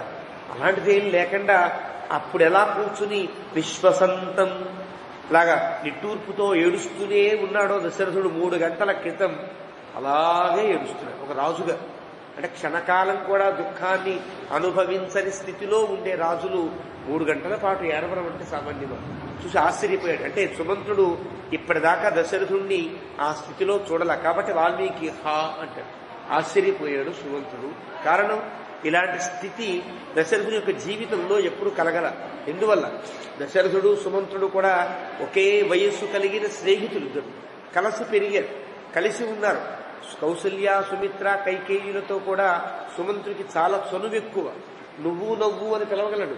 ఒక డ్రైవర్ అయి ఉండి కుటుంబంతో అంత సాన్నిహిత్యం పొందాడంటే ఎంత స్నేహం ఉంటే సాగుతుంది. ఎంత స్నేహం ఉన్నదో ఈ సర్గలో మనకు తెలుస్తుంది. వాల్మీకి చూపిస్తాడు సుమంతుని యొక్క మాటల్లో ఆ సాన్నిహిత్యం అంతా బయటపడుతుంది. ఒక డ్రైవర్ కదా, ఈయనకుండే ఒక వాహనానికి ఉండే డ్రైవర్ ఎంత కంట్రోల్లో ఎంత దూరంగా ఉండాలి అలా ఉండడు. సుమంత్ర తన స్నేహితుడిలా ఉంటాడు. ఆ స్నేహితుడిగా ఉండేవాడు ఇప్పటిదాకా చూడరా, తన యొక్క మిత్రుడిని ఈ స్థితిలో చూడరా, బాధ కలిగింది. ఉపరక్త వివాదిత్యం, గ్రహణం పట్టిన సూర్యుడిలా ఉన్నాడు. భస్మచ్ఛన్న విమానలం, బూడిద కప్పేసినటువంటి నిప్పులా ఉన్నాడు. తటాక వివనిస్తోయం, నీళ్లు లేని చెరువులా ఉన్నాడు. అపశ్య జగతీపతి, నీళ్లు లేని చెరువులా అంటే ఉపయోగం లేదు, ఏమీ లేదు, జీవనమే లేదు. నిబురు కప్పిన నిప్పులా అంటే లోపల ఎంతో గుండెలు పగిలిపోయేంత బాధ ఉన్నది, కోపం ఉన్నది, ప్రకటించడానికి వీలు కాకుండా ధర్మము సత్యము అనే పొరలు కప్పేసి ఉన్నాయి. అలా ఉన్నాడు బాబు. ఉపరక్తమివాదిత్యం, ఈ సందర్భము గ్రహణం పట్టినట్టుగా పట్టింది. కానీ అలా ఉన్నాడు జగతీపతి. అలాంటి రాజుగారిని చూశాడు. ఆలోక్యతు మహాప్రాజ్ఞ పరమాకుల చేతసం రామమేవాదు శోచంతం సూత ప్రాంజలి రాసదతు. మహాప్రాజ్ఞుడితడు అంటే చాలా ఎక్కడెలా ప్రవర్తించాలో అలా ప్రవర్తించగలిగినవాడు. కాబట్టి ఒక్కసారి దశరథుని చేయి వేసి ఎడవకు దశరథ అనగలిగిన చదువే ఉన్నప్పటికీ కూడా తాను ప్రాంజలి ఒకసారి నమస్కారం చేసి ప్రాంజలి ఇలా అంటున్నాడు. తం వర్ధయిత్వ, రాజుగారికి ఎప్పుడన్నా పెడితే ఏం చేయాలి?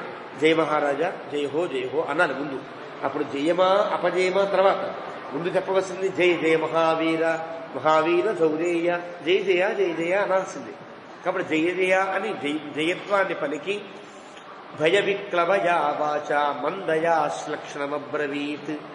భయముతో విక్లవమైన అంటే భయం కలిగింది లోపల. ఈ మాట చెప్పితే దశరథుడు ఎలాంటి స్థితిని పొందుతాడో తెలియదు. ఈ మాట చెప్పచ్చా చెప్పకూడదా తెలియదు. అలాంటి విక్లవం అంటే బలహీనత పొందిన, భయము వల్ల బలహీనతను పొందినవాడై వాచా మందయ మెల్లగా ఏమనుకుంటాడో తెలియదు. శ్లక్షణమబ్రవీత్ మృదువుగా సూటిగా చెప్తున్నాడు దశరథుడికి. అయం స పురుష వ్యాఘ్ర ద్వారి తిష్టతి తే సుతః బ్రాహ్మణేభ్యో ధనం దత్వా సర్వంచ ఏవ ఉపజీవినా. మహారాజా, అయం స పురుష వ్యాఘ్ర, పురుషశ్రేష్ఠుడైనటువంటి రాముడు గుమ్మం దగ్గర నిలబడి ఉన్నాడు. ఎవరెవరికి ఏమివ్వాలో విప్రోత్తములకు దానం చేశాడు. తనను ఆశ్రయించి ఉన్న పేదలందరికీ కూడా దానాలు చేశాడు. దానాలు చేశాడంటే అర్థం ప్రయాణానికి సిద్ధపడి వచ్చాడు అర్థం. అన్నీ చేశాడు, అన్ని దానములు చేసి వచ్చాడు అన్నప్పుడే దశరథునికి హింట్ ఇచ్చాడు. అడవికి బయలుదేరడానికి సిద్ధపడి వచ్చాడు. రాముడు దెబ్బలాడడానికి రావట్లా. నేను ఎందుకు వెళ్ళాలి అని రాముడు అంటాడేమో అనే స్థితి ఉంటుందా? ఉండదు కదా. అలా రాలేదు రాముడు. అన్ని దానము చేసి నీ యొక్క అంగీకారం కోసమే వచ్చాడని చెప్పడానికి వీలుగా అలా వచ్చాడయ్యా. సత్వా పశ్యతు భద్రంతే రామ సత్య పరాక్రమ సర్వాన్ సుహృద ఆపృచ్య స్వామిదానీం నిదృక్షతే. నిక్షేమవుగాక. రాముడు సత్యపరాక్రముడు, సత్యము తప్పనివాడు, సత్యము చేత లోకములన్నీ జయించగలిగే సత్యేన లోకాన్ జయతి అని వాల్మీకి ముందే చెప్పాడు. అలాంటి వాడు రాముడు. మరి సత్యం తప్పనివాడు. నీవేదైతే నిర్దేశించావో ఆ నిర్దేశానికి కట్టుబడే రాముడు వచ్చాడని చెప్పాలి. ఆ మాటల్లోనే సుమంతుడు రాముడి యొక్క స్థితిని చెప్తున్నాడు. సత్యపరాక్రముడై వచ్చాడు అంటే అడవికి వెళ్ళడానికి సిద్ధపడి వచ్చాడు. సర్వాను సుహృద ఆపృచ్య, తాను ఎవరెవరికి చెప్పాలో వాళ్ళందరికీ చెప్పి మరీ వచ్చాడు. ఎవరికి మళ్ళీ ఆగి కౌశల్యతో మాట్లాడి రేపు ఆవిడ ఒప్పించి ఎల్లుండి పెడతానండి, తర్వాత పెడతాను, వారం తర్వాత పెడతాను, ఇలాంటివి లేవు. సర్వాను సుహృద ఆపృచ్య, అందరినీ ఒప్పించి అందరికీ చెప్పి తాను బయలుదేరి వచ్చాడు. త్వామిదానీ నిదృక్షతే, నిన్ను చూడాలని కోరుకుంటున్నాడు. గమిష్యతి మహారణ్యం తం పశ్య జగతీపతే మృతం రాజగుణై సర్వై ఆదిత్యమివ రశ్మిభిః. ఒకసారి కనులెత్తి రాముడిని చూడవా? రాముడు అడవికి బయలుదేరుతున్నాడు. సత్యవాదీ ధర్మాత్మా గాంభీర్యాతు సాగరోపమః ఆకాశైవ నిష్పంకః నరేంద్ర ప్రత్యువాచతం. దశరథుడిని వర్ణిస్తున్నాడు వాల్మీకి. సత్యవాది, ఇటు పక్క రాముడికి అన్వయం, ఈ పక్క దశరథుడికి అన్వయం. ఈ విశేషాన్ని సత్యవాదీ రామ, సత్యవాదీ దశరథ, ధర్మాత్మా రామ, ధర్మాత్మా దశరథ, గాంభీర్యాత్ సాగరోపమః. ఇంత స్థితి ఉన్నా ఎంత గంభీరంగా రాముడు, ఇంత స్థితి ఉన్నా ఎంత గంభీరంగా నువ్వున్నావు. గాంభీర్యాత్ సాగరోపమః ఆకాశ ఇవ నిష్పంకః. ఆకాశము ఎలాగైతే దుమ్మంటదో, మీరు ఎంత దుమ్ము పైకి వేస్తే ఆకాశానికి అంటుతుందా? మళ్ళీ దుమ్మంతా కింద పడి వేసిన వాడి నెత్తి మీదే పడుతుంది తప్ప ఆకాశానికి దుమ్మంటదే. ఆకాశంలో ఉమ్మేస్తే అని అంటారే, ఆకాశానికి దుమ్మ అంటకుండా ఎలా అయితే ఉంటుందో ఆకాశ ఇవ నిష్పంకః. నీవు చెప్పేటువంటి బాధలేని రామునికి తగరట్ల, ఈ కష్టములేని రామునికి అంటట్ల, కానీ ఆకాశేవ నిష్పంకః అని రామునికి అన్వయం. ఇక్కడ దశరథుడు కూడా ఆకాశ ఇవ నిష్పంకః అంటే పూర్తిగా తను ఇంకా ఏది తనకు అంటుకోని స్థితికి వచ్చాడు. ఏడిచిన వాడు బాగా ఏడిచాడు అనుకోండి, ఒక స్థితి మీద, ఒక కష్టం మీద బాగా బాధపడిన నిర్ణయంకి వస్తాడు.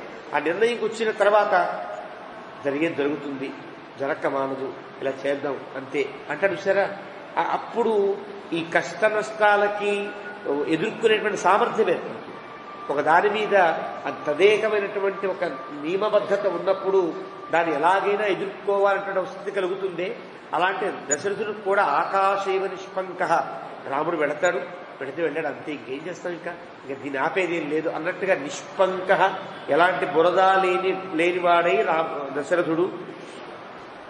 నరేంద్ర ప్రత్యువాచతం. దశరథుడు ఇలా మాట్లాడుతున్నాడు. ముందేం చెప్పాలి? రాముడు వచ్చాడా లోపలికి రమ్మను అని చెప్పాలి. రాముడిని రమ్మని చెప్పాల. సుమంత్ర ఆనయ మేదారాన్ ఏకేచితు ఇహమామకాః దారైః పరివృతః సర్వైః ద్రష్టుమిచ్ఛామి ధార్మికం. సుమంత్ర, నేను ఒక్కడిని కాదు, మా భార్యలందరినీ నమ్మరు. కౌసల్య రావాలి, సుమిత్ర రావాలి, 350 మంది భార్యలు కదా ఉండే కథ వేరు. అలా 350 మంది రాజపత్తులంతా రావాలి. వాళ్ళందరూ వచ్చిన తర్వాత వాళ్ళందరి సమక్షంలో రాముడిని చూస్తా అన్నాడు. అంటే ఇంక పూర్తి ఒక నిశ్చయానికి వచ్చినటువంటి స్థితిలో మాట్లాడుతున్నాడు, ఒక యోగిలా మాట్లాడుతున్నాడు దశరథుడు. అలా అందరినీ తీసుకురా అన్నాడు. సహ అంతఃపురవతీత్యైవ స్త్రియస్సా వాక్యమబ్రవీత్ ఆర్యాః హ్వయతివో రాజా గమ్యతాం తత్ర మాచిరం. వీళ్ళందరినీ ప్రతి అంతఃపురంకి వెళ్ళి పిలుచురావాలంటే ఎంతసేపు సమయం పడుతుంది, చాలా పడుతుంది కదా. అలా అవకాశం లేదు. ఇందువల్ల ఎప్పుడైతే దశరథుని యొక్క అంతఃపురంలో ఈ కల్లోలం ప్రారంభమైందో దశరథుని పత్నులందరూ కూడా గుమ్మం దగ్గర కాపలా ఉన్నారు. పాపం 350 మంది పాపం వెనక బయట ఉంచున్నారు. అంతఃపురం అతీత్యా ఏవ, ఒక దాటాడవలో వీళ్ళంతా కనిపించారు ఏడుస్తూ. అందరికీ ఒక ప్రోటోకాల్ ఉంటుంది. అలా బాధపడుతున్నారు. మీరందరినీ రాజుగారు రమ్మంటున్నారు అన్నాడు సుమంత్రుడు. అందరూ బిలబిలాముడు లోపలికి వచ్చారు. ఆ 350 మంది వచ్చారు. ఒక అంతఃపురంలో 350 మంది భార్యలు, కైకేయి, కౌసల్య, సుమిత్రాదులు. సరే వాళ్ళు ఉన్నారని చెప్పలేదు, కానీ భార్యలందరినీ రమ్మన్నాడు కదా, భార్యలందరూ అక్కడ ఉన్నారు. ఆ ఉన్న సమక్షంలో, ఇలాంటి సమక్షంలో రాముడిని చూస్తా అన్నాడు.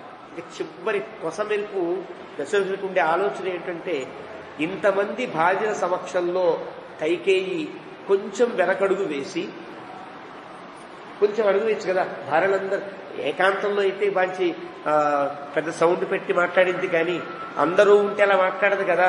అందరూ ఉన్నప్పుడు ఇలా మాట్లాడకుండా కొని రామ వద్దులే నువ్వు ఉండు, కానీ దూరంగా ఉండు తప్ప మా అబ్బాయి పరిపాలిస్తాడు అని కొంచెమైనా మార్పు వస్తుందా అని. సమతులందరి దగ్గర చిన్నపోరు కదా, ఎవరు కూడా సమతులంతా తిక్కేటట్టుగా చేసుకోరు కదా. కాబట్టి సమతుల దగ్గరైనా కొంచెం బెడిసి కైకేయి మాట మారుస్తుందేమో అని చిన్న ఆశ. వాళ్ళందరినీ పిలుచుకురా, వాళ్ళందరి సమక్షంలో తేల్చుకుంటా అన్నట్టుగా, అలాగా నేను రాముడిని చూస్తాను అని చెప్పాడు.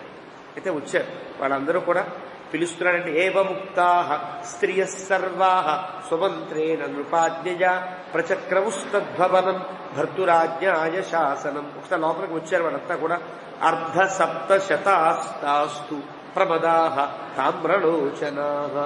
అర్ధసప్తశతాః అంటే 700లో సగం, అంటే 350 మంది. 350 మంది వచ్చారు వాళ్ళంతా కూడా. కౌసల్యాం పరివార్య అథ శనైః జగ్ముః ధృతం వ్రతః. సుమిత్ర ప్రత్యేకంగా చెప్పకపోయినా కౌసల్య వచ్చేసింది అంటే సుమిత్ర వెనకాలే ఉంటుంది. రాముడు వచ్చాడంటే లక్ష్మణుడు వెనకాలే ఉంటాడు. అంతే, ఇది నియమం. కౌసల్య వస్తే సుమిత్ర వెనకాలే ఉంటుంది అన్నమాట. అక్కడ కౌసల్యాం పరివార్యాథ. ఈ 350 మంది ఎవరి వెనకాలకు వెళ్ళారు? కౌసల్య వెనకాలకు వెళ్ళి నిల్చున్నారు. అంటే కౌసల్య మాకు అక్కయ్య, మాకు తల్లితో సమానం, మాకు సపత్ని ఆవిడ, ఆవిడకేం కష్టం కలగకుండా చూడవలసిన బాధ్యత రాజా నీది అని చెప్పడానికి వాళ్ళు తమ చేష్టతోనే ఒక సందేశం ఇచ్చినట్లుగా వాళ్ళ వెనకాలకు వచ్చారు కదా. అంటే మీ అందరి అభిప్రాయం ఏంటి అని అడగాలి దశరథుడు. అడిగితే చిన్నపోతాడు కదా. భార్యల్ని కూడా, చిన్న భార్యల్ని, తెలిసిన వాళ్ళని కూడా అడుగుతాడు సందేశాలు. మీ యొక్క అభిప్రాయం అడగడు, కానీ వాళ్ళ అభిప్రాయం చెప్పాలి. ఎలా చెప్పారు? కౌసల్యాం పరివార్యాథ. కౌసల్య చుట్టూ చేరారు. అంటే కౌసల్యకి ఏ కష్టము కాని రానియకుండా చూడవలసిన బాధ్యత మీది అని వాళ్ళ యొక్క చర్యతో వాళ్ళు ఒక సందేశాన్ని ఇచ్చినట్టయింది. ఆ తర్వాత ధృతం వ్రతాః శనైః జగ్ముః. అంటే మనసులో ఒకటి సంకల్పించుకుని వెళ్ళారంటే అర్థం రాముడు అడవికి వెళ్ళడానికి వీల్లేదు, కౌసల్య ఏడవడానికి వీల్లేదు, ఈ రాజ్యానికి ఇంత ఉపద్రవం రావడానికి వీల్లేదు. ఈ ధృతం వ్రతులై వాళ్ళు వెళ్ళారు. ఆగతేషు దానేషు సమవేక్ష మహీపతి ఉవాచ రాజాతం సూతం సుమంత్ర ఆనయమే సుతం. అందరినీ చూచాడు, అందరి అభిప్రాయం తెలిసింది. అందరూ కౌసల్య వెనకాలకు వెళ్ళేటప్పటికే కైకేయి ఎలా ఉంటుంది? కైకేయి ఒక్కతే అయిపోయింది కదా, చాలా బాధగా ఉంటుంది కదా. ఇప్పుడు తీసుకురా మా అబ్బాయిని, మే సుతం ఆనయ, రాముడిని లోపలికి తీసుకురా అన్నాడు. సూతో రామమాదాయ లక్ష్మణం మైథిలీం తదా జగామ అభిముఖస్తూర్ణం సకాశం జగతీపతే. ఒక్కసారిగా సూతుడు వెళ్లి రాముణ్ణి సీతాలక్ష్మణ సమేతంగా లోపలికి తీసుకుని వచ్చాడు. వచ్చి దశరథుడికి అభిముఖంగా నుంచోబెట్టాడు. సరాజా పుత్రమాజాంతం అంటే దూరంగా. ఇంకా రాముడు వస్తున్నాడు, దశరథుడు ఏ వైపు తిరిగి ఉన్నాడో ఆ వైపు నుంచి వెళ్ళేటట్టుగా ఎప్పుడైతే వీడు అభిముఖాన్ని పాటించారో ఒకసారి రాముడిని చూడగానే దూరంగా ఉండే దశరథుడు ఆగలేక సింహాసనంలో కూర్చున్నాడు. అసలు లేచి పరిగెత్తుకుంటూ రాముడిని కబులించుకోవాలి అనే తాపత్రయంతో లేచిన వాడు పాపం తొట్టుబాటు వల్ల పడిపోయాడు. వచ్చింది అంటే ఇంకా ఓపిక లేదు కదా, ఏమీ లేదా, ఏడిచి బలహీనుడై దుర్బలుడై ఉండిపోయాడు. కాబట్టి ఒక్కసారి లేచాడు. లేచి సరాజా పుత్రమాజాంతం దృష్ట్వా దూరాత్ కృతాంజలి ఉత్పపాత ఆసనాత్తూర్ణాత్ ఆర్త స్త్రీ జన సంవృత. రాముడిలాగా నమస్కారం చేస్తూనే వస్తున్నాడు. రాముడికి అలవాటు. అంతఃపురంలోకి చేరాలంటే ఇంతకుముందు కూడా చెప్పాడు వాల్మీకి. దశరథుని యొక్క అంతఃపురంలోకి రాగానే అంజలి ఘటించి రాముడు ఉంటాడు తప్ప వేరే అభిప్రాయంతో ఉండ. కృతాంజలి ఇలా వస్తూ ఉంటే రాముడు చూచి ఆగలేక ఒకసారి సింహాసనం నుంచి లేచాడు. లేచిన వాడే పడిపోతూ లేచాడు. ఒక ముసలివాడు కనుక లేవలేనివాడు కనుక కోపంతో లేచాడని కూడా ఎలా ఉంటుంది? ఉంటాడా? లేవాలని కోపంతో ఒక మొండి ధైర్యం తప్ప లేవంగానే పడిపోతాడు కదా. అలా పడిపోయే స్థితిలో ఉండేటప్పటికీ ఒక్కసారి వీళ్ళంతా కూడా ఒక్కసారి అరిచారు, గుల్లుమన్నారు, అయ్యో రాజుగారు పడిపోతున్నారే. అలాగా శోభిదుద్రావ నిలదొక్కుని పరిగెత్తాడు రాముడి వైపు. రాముడిని కౌగులించుకుందామని పరిగెత్తాడు. వేగేన రామం దృష్ట్వా విశాంపతి తమ అసంప్రాప్య దుఃఖార్త పపాత భువిభూర్ఛిత. అక్కడ దాకా వెళ్ళకుండానే రాముడు అక్కడెక్కడో ఉన్నాడు. ఇక్కడి నుంచి బయలుదేరి 4-5 అడుగులు వేయంగానే ఇంకా విస్త్రాణ కలిగి ఉన్నవాడు ఉన్నట్టుగా అక్కడే పడిపోయాడు. ఉత్పపాత కింద పడిపోయాడు. పపాత భూమి మూర్ఛిత. ఒక్కసారి కళ్ళు తిరిగినట్టు అయింది, కింద పడిపోయాడు. పడిపోతుంటే రాముడు తోడు కదా, గబగబా పరిగెత్తుకుంటూ తాను వచ్చాడు. లక్ష్మణుడు రాముడు పరిగెత్తుకుంటూ వచ్చి పడిపోతున్నటువంటి దశరథుడిని పట్టుకుని తన ఒడిలో ఇద్దరు కింద కూర్చున్నారు. తత హతం రామ అభ్యపతతు క్షిప్రం లక్ష్మణశ్చ మహారథ విసంజమివ దుఃఖేన సశోకం నృపతింతదా శ్రీ సహస్ర నినాదశ్చ సంజజ్ఞే రాజవేష్మని హాహా రామాయితి సహసా భూషణధ్వని మూర్ఛిత. దశరథుడు కింద పడిపోతున్నాడో పడిపోయే దశరథుడిని పట్టుకుని తాము ఆపాలనే ఉద్దేశంలో వాళ్ళిద్దరు పరిగెత్తుకుని వచ్చి వాళ్ళు కింద పడ్డారు. వాళ్ళు కిందకి లాగా కూర్చున్నారేమో పట్టుకోవడానికని వీళ్ళు పడ్డారు. దశరథుడు పడిపోతుంటే పట్టుకుని ఒడిలో పడుకోబెట్టేటప్పటికీ ఈ స్థితి చూసినటువంటి వారంతా కూడా హా రామ ఎంత కష్టం వచ్చింది అని బాధపడుతున్నారు అంతా కూడా. అంటే అక్కడ సన్నివేశం అట్లా ఉంది. ఒక్కసారి సహసా భూషణ ధ్వని మూర్ఛిత అంటారు. వాళ్ళకందరికీ ఆభరణాలు ఉంటాయి కదా, ఆభరణాలతో ఉండేవాడు హా అనేటప్పటికీ ఆభరణాల ధ్వని పెరిగిపోయి ఒకసారి చిన్న వస్తువులు తీస్తేనే 2-3 గిన్నెలు కలిపి పట్టుకుంటే ఠామ్ ఠామ్ అని శబ్దం వస్తుంది. అవునా? ఆభరణాలన్నీ మెడలో ఉండే ఆభరణాలు, చేతులకు ఉండే ఆభరణాలు ఇవన్నీ ఒకసారి కదిలితే పెద్ద శబ్దం వస్తుంది కదా. వీళ్ళ ఆర్తస్వరము, ఆ ఘోషణాల ధ్వని పెద్ద గగ్గోలు పెట్టినట్టుగా సభంతా నిండిపోయింది. అంటే తం పరిష్వజ్య బాహుభ్యాం కాబుభౌ రామలక్ష్మణం. ఒక్కసారి రామలక్ష్మణుడు కూడా దశరథారాన్ని ఒక పక్క నుంచి రాముడు, ఒక పక్క నుంచి లక్ష్మణస్వామి కౌగిలించుకున్నారు. ఇద్దరు కూడా అడే ఇలా కౌగిలించుకున్నారు. కౌగిలించుకుని పర్యంకే సీతయా సార్ధం ఉదంత సమవేశయన్ మెల్లగా కింద పడిపోతున్నటువంటి దశరథుడిని మెల్లగా లేపి అక్కడ ఉండే పర్యంకాస్త్రణం ఉన్నది కదా, ఎక్కడి నుంచి తాను లేచి పరిగెత్తుకుంటూ వచ్చాడో అక్కడ దాకా మెల్లగా తీసుకుని వెళ్లి ఆ పర్యంకం మీద కూర్చోబెట్టారు. కూర్చోబెట్టి ఇంకా మళ్లీ ఆయనతో నిమిత్తం లేకుండా, దశరథుడు ఏదో పలకవలసిన అవసరం లేకుండా రాముడే మాట్లాడుతూ అధరామో ముహూర్తేన లబ్ధ సంజ్ఞం మహీపతిం ఉవాచ ప్రాంజలిర్భూత్వా శోకార్ణవ పరిప్లుతం. రాముడు కృతాంజలిగానే మళ్ళీ మెలుకు వచ్చింది దశరథుడికి. ఒకసారి కళ్ళు తెరిచాడు. రాముడు ఇలా అంటున్నాడు, ఆపృచ్ఛే త్వాం మహారాజా సర్వేషామీశ్వరోహి సహ ఈశ్వరోసి నః. మా అందరికీ నీవు రాజువు కదా, మా అందరికేమిటి సర్వేషాం ఈశ్వర. ఇక్కడ ఉండేటువంటి ఈ లోకంలో ఉండే వాళ్ళందరికీ నీవే కదా ప్రభువి. అలాంటి నిన్ను మహారాజా ఆపృచ్ఛే అడగడానికి వచ్చా, అంగీకారానికని వచ్చా. ప్రస్థితం దండకారణ్యం పశ్య త్వం కుశలేన మా. అడవికి బయలుదేరిన నన్ను హాయిగా కులాసాగా చూడు, అంటే ఇబ్బంది పడదు. ఇబ్బంది పడ్డమంటే అయ్యో రామా అంటూ బాధపడదు.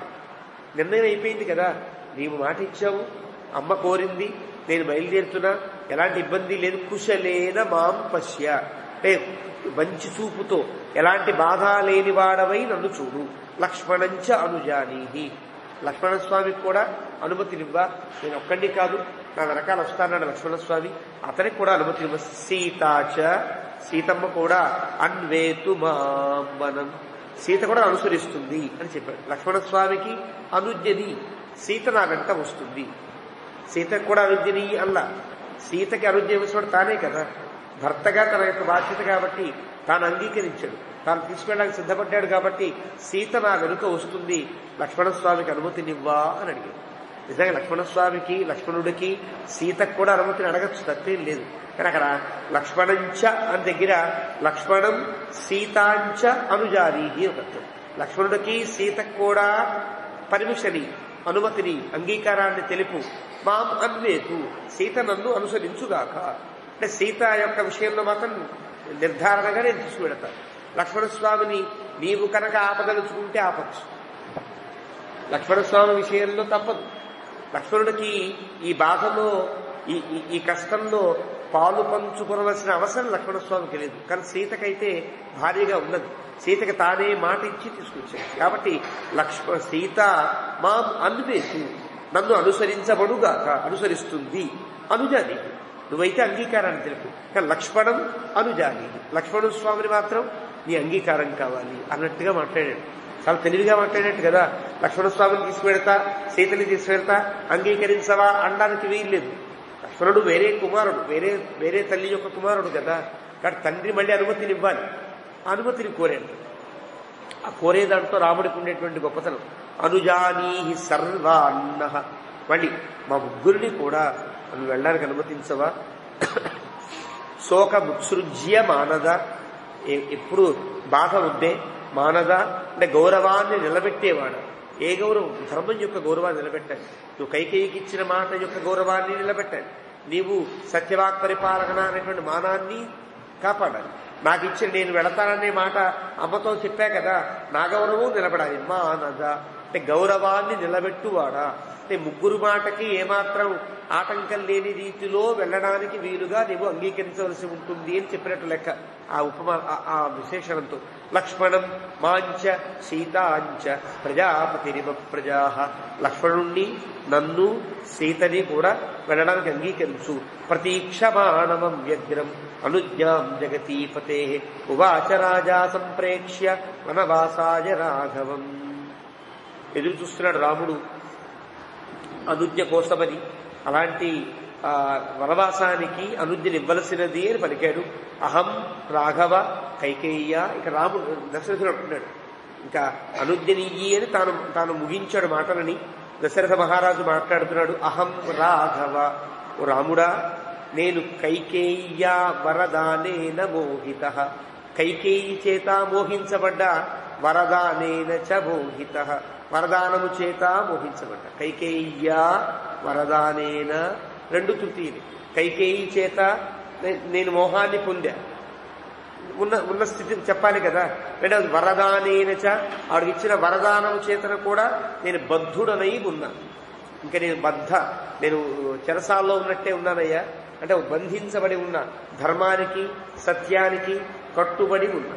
ఇప్పుడు నేను చేసేదేం లేదు. కాబట్టి నువ్వేం చేస్తావంటే, రామా అయోధ్యాయా త్వమేవాద్య భవ రాజా నిగృహ్య మాం, నన్ను ఒకసారి బంధించి చెరసాల్లో పడేసి నువ్వే రాజులైపోవా అని అడిగాడు. అవకాశం రాముడికి ఉందన్నమాట. తండ్రి గారు తప్పు చేస్తే తండ్రి గారిని ఆ చెరసాల్లో పెట్టి తాను రాజైపోయే అవకాశం ఉన్నది అని చెప్తున్నట్టుగా చెప్తున్నాడు. అంటే నేను ఏదో దానికి మోహితుడనై బద్ధుడనైపోయా కదా, నన్ను బంధించేయి, చెరసాల్లో పెట్టేయి, హాయిగా నువ్వు రాజ్యానికి రాజు కావా అని అడిగాడు దశరథుడు. చిట్ట చివరిగా మళ్ళీ రాముణ్ణి ఏదో పరిశీలిస్తున్నట్టుగా. ఏవముక్తో నృపతిన, ఇలా తండ్రి అంటే రామో ధర్మభృతాంబర, ధర్మాన్ని ధరించే వాళ్ళలో శ్రేష్ఠుడు కదా రాముడు. ప్రత్యువాచ అంజలి సంకృత్వ పితరం వాక్యకోవిద, మళ్ళీ తండ్రి గారికి నమస్కారం చేసి వాక్యకోవిద, మాట్లాడడంలో చాలా నేర్పరి అయినటువంటి రాముడు చాలా అందంగా మాట్లాడుతున్నాడు. కాదు కాదు, భవాన్ వర్ష సహస్రాయ పృథివ్యాః నృపతే పతి అహంతు అరణ్యే వక్ష్యామి నమే కార్యం త్వయా అనృతం. రాముడు చెప్పిన మాట. ఇప్పుడు కాదు మహారాజా, నీ ఇంకా 1000 ఏళ్ల పాటు రాజుగా ఉండాలి, నేను అరణ్యానికి వెళతాను. నీ మాట, నువ్వు ఇచ్చిన మాట ఎప్పటికీ అబద్ధం కాకూడదు. దశరథుడు మాట తప్పాడనే మాట, సరే నేనేదో ఉపద్రవం చేసి నేను రాజునైపోయినా దశరథుడు మాట తప్పాడు, ఒప్పించలేడా రాముడి అనే మాట వస్తుంది కదా.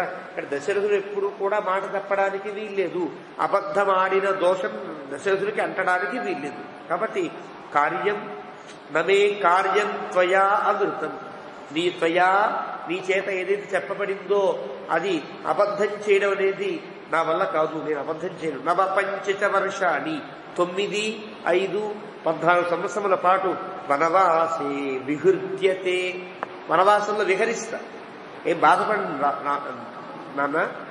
అరణ్యంకి వెళ్ళిన వాడిని విహృత్య అంటే విహరించి కదా, విహారము అని అంటాం కదా. విహృత్య అడవిలో నేను హాయిగా విహరిస్తా. పునః పాదౌ గ్రహీష్యామితే, నీ యొక్క మళ్ళీ 14 ఏళ్ళు కాగానే హాయిగా అడవిలో సరదాగా తిరిగి మళ్ళీ వచ్చి 14 ఏళ్ళు కాగానే నీ పాదాలు పట్టుకుంటాను, నువ్వు సందేహం లేదు. ప్రతిజ్ఞాంతే నరాధిప, నీ ప్రతిజ్ఞని నెరవేరుస్తా అని మృదన్నార్త ప్రియం పుత్రం సత్యపాశేన సంయత కైకేయ్యా చోద్యమానస్తు మిథో రాజా తమబ్రవీత్. రాముడిలా మాట్లాడుతుంటే పాప ఇంకా ఏదో చెప్పాలనిపించింది. అలా కాదురా, నన్ను బంధించేరా, ఏదైనా చేయరా, నువ్వే ఇక్కడ ఉండరా అని చెప్పాలేదో అనిపించి రుదన్ను ఏడుస్తున్నవాడే ఆర్తుడై తన ప్రియపుత్రుణ్ణి సత్యపాశేన సంయత, సత్యంతో కట్టేస్తున్నాడు రాముడు కూడా. ఇలాంటి స్థితిలో ఏదో మాట్లాడబోతుంటే వెనకాల నుంచి కైకేయి మళ్ళీ ఒకసారి పొడిచింది. కైకేయ్యా చోద్యమానస్తు, ఇలా అనగానే అర్థమైంది, నువ్వు జాగ్రత్తగా మళ్ళీ విశ్వంతో మాట్లాడడానికి వీల్లేదయ్యా, ఏం చేయాలో చెప్పంతే అన్నట్టుగా ఒకసారి పొడిచేటప్పటికీ ఒకసారి మళ్ళీ స్థిమితపడి తను ఒక నిర్ణయం చేసుకుని కైకేయ్యా చోద్యమానస్తు మిథో రాజా తమబ్రవీత్, మిథ రాజా తమబ్రవీత్, పరస్పరం వాళ్ళిద్దరి కోసమని ఇలా మాట్లాడతారు. అంటే కైకేయికి రాముడికి కూడా తెలిసేటట్టుగా మాట్లాడతారు. కైకేయికి ఏం కావాలో అది మాట్లాడు, రాముడికి తానేం చెప్పాలో అదే చెప్పాలి. ఇంకా చిట్ట చివరి మాట శ్రేయసే వృద్ధజే తాత పునరాగమనాయ చ గచ్చస్వ అరిష్టం అవ్యగ్రహ పంథానమకుతో భయం. వెళ్ళినాడు ఆయన, జాగ్రత్తగా వెళ్ళి తిరిగిరా. శ్రేయసే వృద్ధయే, నీకు శ్రేయస్సు కలుగాక, వృద్ధి కలుగాక, నీకు ఎలాంటి మార్గంలో ఏ ఇబ్బంది లేకుండా ఉండుగాక, ఏ భయము లేకుండా నువ్వు మళ్ళీ తిరిగి వచ్చేదవుగాక, నువ్వు మళ్ళీ వెళ్ళిరా అన్నాడు. ఇంకేం మాట్లాడతాడు, ఇంకా మాట్లాడడానికి వీలు లేకుండా రకరకాల కైకేయ్యా చోద్యమానస్తు రకాల పొడుస్తున్నాడు. ఏ బీపీ మీద పొడిచిందో, ఏ దీని మీద పొడిచిందో, చేతి మీద పొడిచిందో పొడిచేటప్పటికి ఇంకేం మాట్లాడలేక పొడిగా ఇలా మాట్లాడాడంతే. శ్రేయసే వృద్ధయే తాత పునరాగమనాయచ ఇలా మాట్లాడి నహి సత్యాత్మనస్తాత ధర్మాభిమనసస్తవ వినివర్తయితుం బుద్ధి శక్యతే రఘునందన. అంటే నువ్వు సత్యాన్ని బాగా తెలిసినవాడివి రామ, ధర్మాన్ని బాగా ఆచరించేవాడివి. సత్యము ధర్మము వీటి యొక్క తేడా మనం గతంలో చెప్పుకున్నాం. కాబట్టి ఈ సత్యానికి కట్టుబడి ధర్మ ప్రవర్తనలో ఉండే నీలాంటి ఒక దృఢమైనటువంటి దీక్ష కలిగిన వ్యక్తిని ఎవరు మనస్సు మార్చగలరు? ఎవరు మార్చలేరు. కాబట్టి నశక్యతే వినివర్తయుతుం బుద్ధి శక్యతే రఘునందన. చాలా కష్టమయ్యా. అద్యతు ఇదానీ రజనీ, అద్యతు అంటే ఇవన్నీ పక్కన పెట్టే, తూ వాడాడు కదా, ఇప్పుడైతే ఓ మాట చెప్తా, ఈ మాట పాటించవా? అద్యతు ఇదానీ రజనీ పుత్ర, రాత్రి అయిపోతుంది కదా, ఇంకా ఈ రాత్రి ఇక్కడే ఉండి మాతో పాటు, సాయంకాలం మధ్యాహ్నం దాటుతోంది కదా, కాబట్టి ఇక్కడే ఉండి నీవు ఈ రాత్రి మాతో గడుపు. ఏకాహ దర్శనేనాపి సాధు తావతు చరామ్యహం. ఈ ఒక్క పూటన్నా మాతో గడపవా, ఈ రాత్రి ఉండి రేపు విడుదుగానయ్యా అని పాపం దశరథుని యొక్క మాట. అంటే మాతరం మాంచ సంపశ్యన్ వశేమ అద్య శర్వరి తర్పిత సర్వకామైస్త్వం శ్వఃకాలే సాధయిష్యసి. ఈ రోజున అమ్మని నన్ను జాగ్రత్తగా చూసుకుని మేమిద్దరం కూడా నీతో పాటు ఆనందంగా గడిపేటట్టుగా అన్ని కోరికలు తీరేటట్టుగా నీతో ఒకసారి మాట్లాడుకుని నీకు ఏదో అన్నం పెట్టి కాఫీ ఇచ్చి టీ ఇచ్చి ఏదో నీకు మర్యాద చేసుకుంటే నీతో పాటు ఉన్న ఈ రాత్రంతా హాయిగా గడిపేటట్టు చేయవా రామా అని స్వక్కాలే సాధయిష్యసి రేపు పొద్దున వెడుదువు గాని అన్నాడు దశరథుడు. కానీ రాముడిచ్చిన మాట అద్యైవ సంప్రత్యైవ అన్నాడు గతంలో కైకేయితో కూడా. ఈ రోజే బయలుదేరుతానన్నాడు కదా. దుష్కరం క్రియతే పుత్ర, ఎంత కష్టమైన పని చేస్తున్నావు నాన్న.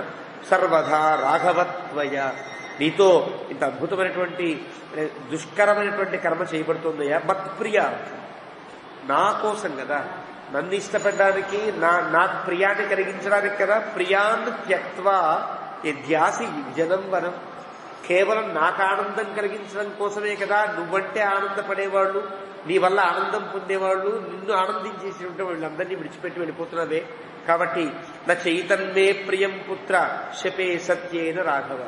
నువ్వెవరుకుంటావు నాకు ఆనందాన్ని కలిగించాలని పెడుతున్నావేమో, కానీ ఇది నాకు ఆనందం కాదు రామా, ఇది నా కష్టం, నాకు బాధ. ఇది కానీ నేను సత్యం మీద ఒట్టు వేసి చెప్తున్నా, నీవు వెళ్లిపోవుట నాకు ఆనందము కానే కాదు. ఛన్నయా చలితః తు అస్మి స్త్రియా ఛన్న అగ్నికల్పయ, నేను కప్పబడిపోయాను. ఒక అగ్నికల్పైనటువంటి దుర్మార్గురాలైనటువంటి లోపల ఎంతో నిప్పు పెట్టుకుని నా మీద ప్రేమగా మాట్లాడి తన మోహంలోకి నన్ను దిప్పుకుని నా చేత ఇంత పని చేయించిందయ్యా. అలాంటి ఛన్నయ, ఒక మోసం చేత, కైకేయి చేసినటువంటి మోసము చేత చలితః, నేను ఇలాగా చలించిపోయాను. వంచన యాతు లబ్ధామే తాం త్వం నిస్తర్తు విచ్చసి అనయా వృత్త సాధిన్య కైకేయ్య అభిప్రచోదిత. అంటే వంచనా యాతు, ఏదైతే వంచన చేసిందో, లబ్ధా మే తాంతు త్వం నిస్తర్తు విచ్చసి, నేను ఏదైతే వంచనకు లోబడ్డాను, నన్ను ఏదైతే వంచన చేసిందో కైకేయి, ఆ వంచనని దాటడానికి కోసం, నన్ను దాటించడం కోసం నువ్వు ఎంత కష్టపడుతున్నావు. అనయా వృత్త సాధిన్య కైకేయ్య అభిప్రచోదిత. ఇలాంటి వృత్త సాధిని అంటే తన ప్రవర్తనకు తగినట్లుగా తాను ఏం చేయాలనుకుంటుందో అలా ఎవరినన్నా ఏడిపించన్నా తాను పొందవలసినటువంటి సంతోషాన్ని పొందే మనస్థితి కలిగిన కైకేయి వల్ల కదా ఇంత పని చేశా నేను. నచైతతు ఆశ్చర్యతమం యస్త్వం జ్యేష్ఠ సుతో మమ అపామృత కథం పుత్ర పితరం కర్తుమిచ్చసి. ఇది గొప్ప ఆశ్చర్యమా? నువ్వు నచ ఏతత్ ఆశ్చర్యతమం యః త్వం జ్యేష్ఠ సుతో మమ, నువ్వు నాకు పెద్ద కుమారుడు, పెద్ద ఆశ్చర్యపోతుందే ఉన్నట్టుగా అనిపించట్లా. కానీ అపామృత కథం పుత్ర, ఇది పెద్ద గొప్ప విషయమేం కాదు. నన్ను అబద్ధమాడినటువంటి స్థితి నుండి రక్షించడం కోసం కదా నువ్వు ఇంత దుష్కరమైన కర్మ చేస్తున్నావు. ఇది గొప్ప పని అనుకుంటున్నావా? అంటే ఉద్దేశ్యం నువ్వు వెళ్ళవద్దు, ఇక్కడే ఉండిపో అని చెప్పడం దశరథుని యొక్క మాటల్లో. అథ రామ తథా శ్రుత్వా, ఈ మాటలు విన్నాడు రాముడు. పితుహు ఆర్తస్య భాషితం, ఆర్తుడై పలుకుతున్నాడు కదా, ఆర్తితో పలుకుతున్నాడు తప్ప ధర్మము సత్యము దీనికి లోబడి కాదు కదా, ఏదో తన ఆర్తి కొద్ది పలుకుతున్నట్టే అనిపించింది. లక్ష్మణేన సహభ్రాత్ర దీనో వచనమబ్రవీత్, రాముడు కూడా దీనుడై లక్ష్మణులతో కలిసి ఇలా మాట్లాడుతున్నాడు. ప్రాప్స్యామి యానద్య గుణాన్ కోమేశ్వస్తాన్ ప్రదాస్యతి అపక్రమణమేవాతః సర్వకామైరహం వృణే.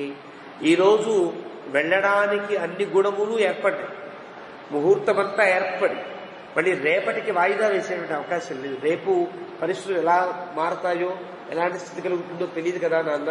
కాబట్టి ఈరోజు సర్వకామై అహం వృడే, అన్ని కోరికలతో పాటు నేను కోరుకుంటున్నాను. అంటే నేను నీతో ఉన్నట్టే, నువ్వు ఇచ్చిన ఆదరణ అంతా పొందినట్టే, నీ ప్రేమ నేనంతా పొందినట్టే.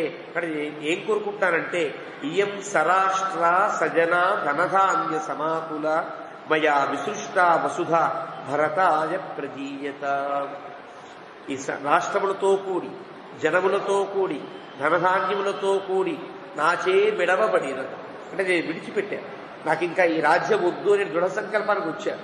ఇది నాకు నువ్వు మనసా సంకల్పించి వైదిక కర్మానుగుణంగా నాకు అప్పచెప్తున్నావు కదా రాజ్యాన్ని. నేను మానసికంగా విసృష్టామయా, ఇది విడిచిపెట్టేశాను. భరతాయ ప్రదీయత, భరతునికి ఇవ్వలసింది. వనవాసకృతా బుద్ధి నమేద్య నచమేద్య చలిష్యతి, వనవాసానికి వెళ్ళాలి అని నేను ఏదైతే అనుకున్నానో అది ఏమాత్రం ఆ అభిప్రాయం మారదు నాన్న.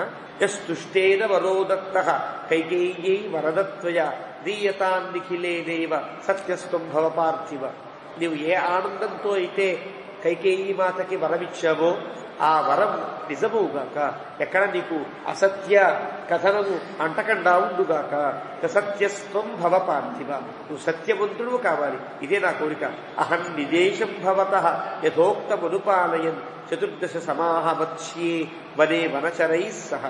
నీవు నిర్దేశించినట్లుగా, నీవు ఆజ్ఞాపించినట్లుగా అడవిలో నిరంతా యథోక్తమనుపాలయన్, నీవు చెప్పినట్టుగా పరిపాలిస్తూ 14 సంవత్సరములు కూడా వనచరాలతో నేను గడుపుతాను.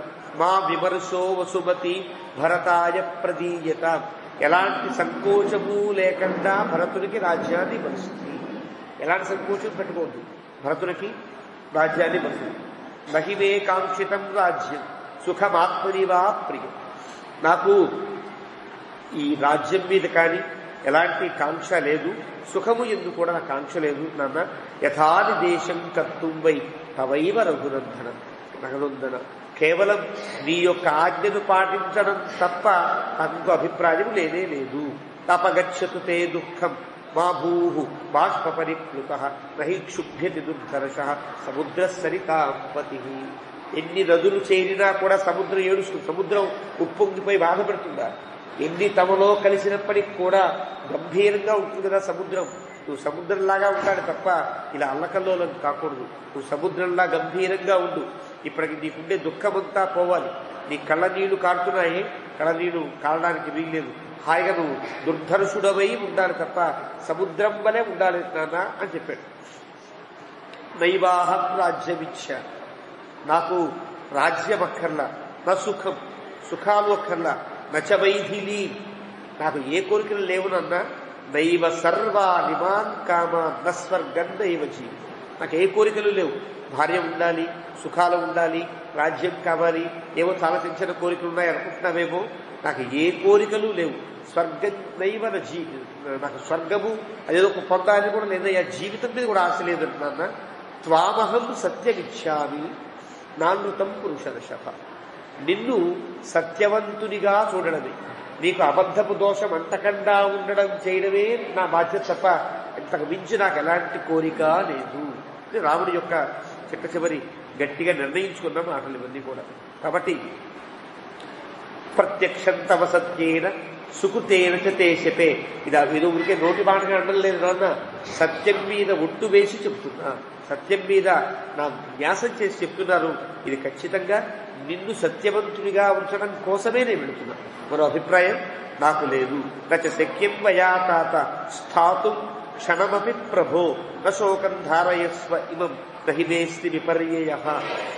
ఇక నేను క్షణం కూడా ఇక్కడ ఉండకూడదు నాన్న, కాబట్టి మీరు శోకాన్ని ధరించండి. నహివేస్తి విపర్యయః, నా యొక్క నిర్ణయానికి ఎలాంటి మార్పు ఉండదు. అర్థిత హి అస్మి కైకేయ్య వనం గచ్చ ఇతి రాఘవ. రామా వరానికి వెళ్ళు అంది మా అమ్మ, మా చిన్నమ్మ కదా. మయాచ ముక్తం వ్రజామి ఇది, నేను కూడా వెడతానమ్మా అని చెప్పాను. వెళ్ళు రామా అడవికి అంది, వెడతానమ్మా అని నేను చెప్పాను. తత్సత్యం అనుపాలయే, అది నిజంగానే పాటించి తీరతా. అంటే అమ్మ చెప్పింది, నేను వెడతా. మాచ ఉత్కంఠాంకృథా దేవ, ఉత్కంఠ పడవద్దయ్యా. వనే రంశ్యామహే వయం, మేము వనంలో హాయిగా ఉంటాం. ఎలా ఉంటుంది వనం?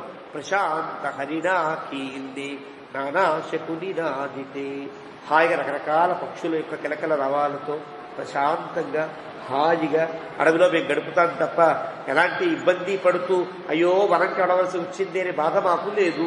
మనే రంశ్యామహే వయం, ఆనందంగా ఉంటాము.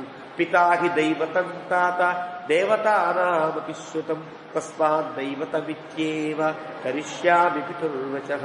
దేవతలకు కూడా తండ్రి మాట శిరోధార్యంగా ఉండాలి. దేవతలంతకి తండ్రి ఎవరు? బ్రహ్మదేవుడు కదా. వారు ఎలాంటి పనులు చేసినా బ్రహ్మదేవుని యొక్క ఆజ్ఞతో చేయాలి తప్ప బ్రహ్మదేవుని ఆజ్ఞను మీరి ఎవరు ఏ పని చేయకుండా అలాగైతే ఉంటారో తండ్రి ఎప్పుడు తండ్రి దైవంతో సమానం కదా నాన్న. కాబట్టి పితాహి దైవతం తాత దేవతానామపి శృతం. దేవతలకు కూడా ఆయన తండ్రిని గౌరవిస్తారు కదా, తండ్రిని దైవంగా చూస్తారు కదా. కాబట్టి తస్మాత్ దైవతమిత్యేవ కరిష్యామి పితృవచః. నీ యొక్క మాటల్ని దేవుడు చెప్పిన మాటల వలె పాటిస్తారు. ఇది దైవశాస్త్రంగా భావిస్తారు. 14 వర్షేషు గతేషు నరసత్తమ పునర్ద్రక్షసి మాం ప్రాప్తం సంతాపోయం విముచ్యత. 14 ఏళ్ళు గడవగానే నాన్న మళ్ళీ నువ్వు చూస్తావు నన్ను, ఈ బాధ అంతా పోగొట్టుకో. ఏన సంస్తంభనీయోయం సర్వో బాష్పగణో జన సత్వం పురుషశార్దూల కిమర్థం విక్రియాంగత. నీ కన్నీళ్లు ఆపుకో, నీ కష్టాన్ని దిగమింగుకో.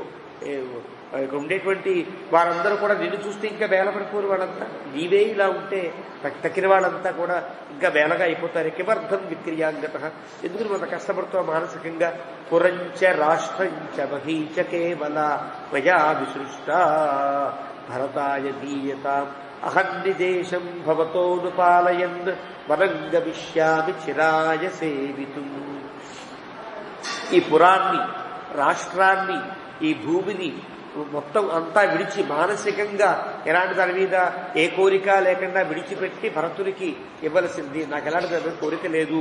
అహం నిదేశం భవతః అనుపాలయన్, నీ యొక్క నిదేశాన్ని పాటిస్తూ నీ యొక్క ఆజ్ఞని పరిపాలిస్తూ వనంగమిష్యామి చిరాయ సేవితుం.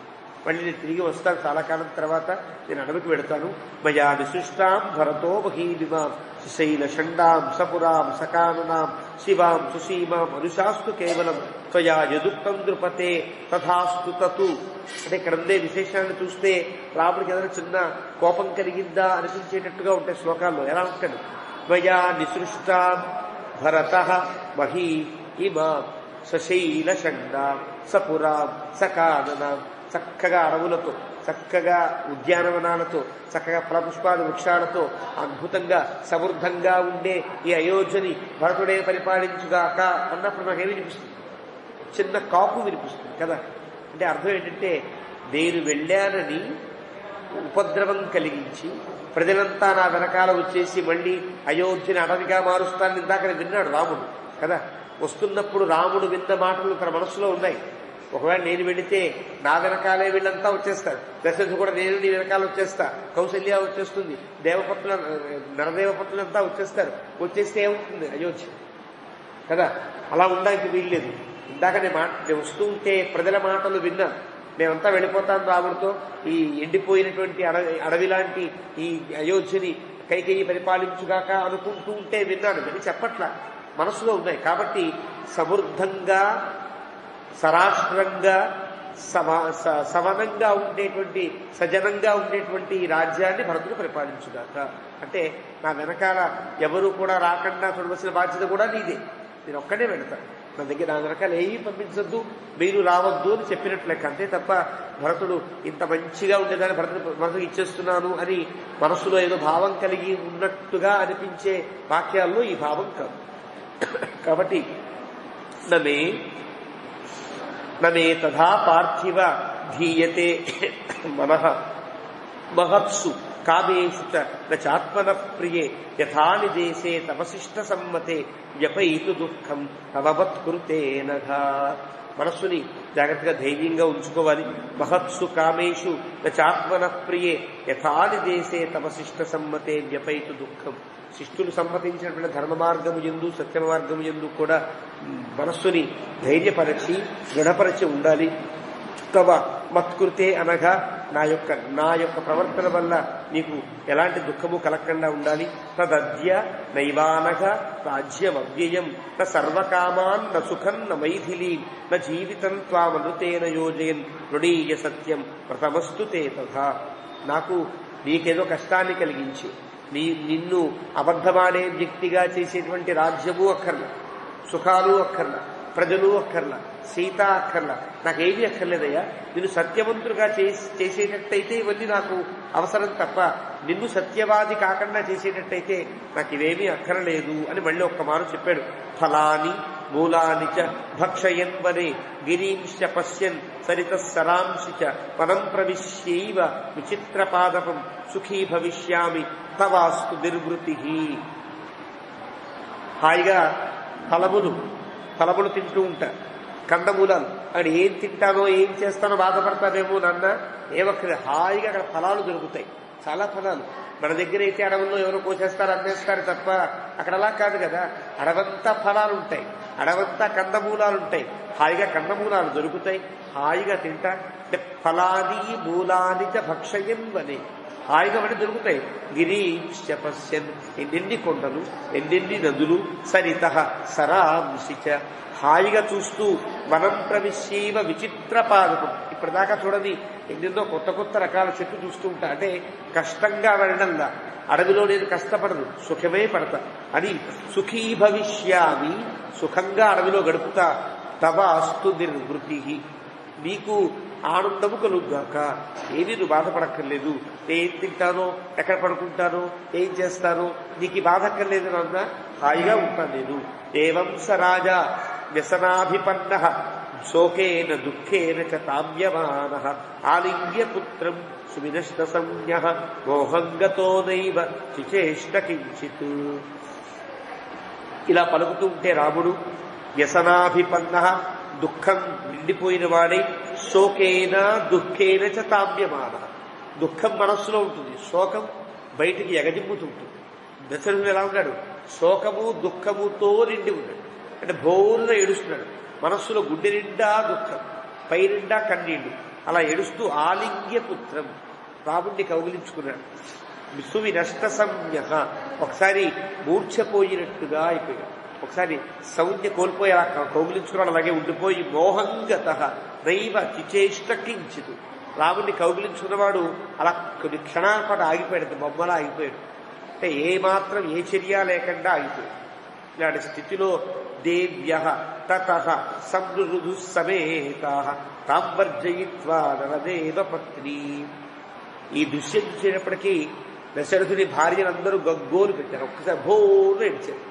ఏమయ్యాడో తెలియదు కదా, ఒకసారి గుండె ఆగిపోయిందో లేదో తెలియదు, అతని చర్యలో ఎలాంటి కదలిక లేకపోవడం చేత ఏమయ్యాడో లేదో తెలియనటువంటి స్థితిలో ఆ భార్యలంతా బాగా బాధపడ్డారు. ఒక్క ఆవిడ తప్ప తక్కిన వాళ్ళంతా ఏడిచారు అన్నాడు వాల్మీకి. నరదేవ పత్ని తాంబర్జయిత్వ, నరదేవ అంటే కైకేయి తప్ప అందరూ పంపారు. కైకేయి ఇంకా అదే ఉంది మనస్సులో, అంతే. రుదన్ సుమంత్రోపి జగామ మూర్ఛ, అప్పటిదాకా సుమంత్రుడు దూరంగా చూస్తున్నాడు, బాగా ఏడిపొచ్చింది సుమంత్రుడు కూడా.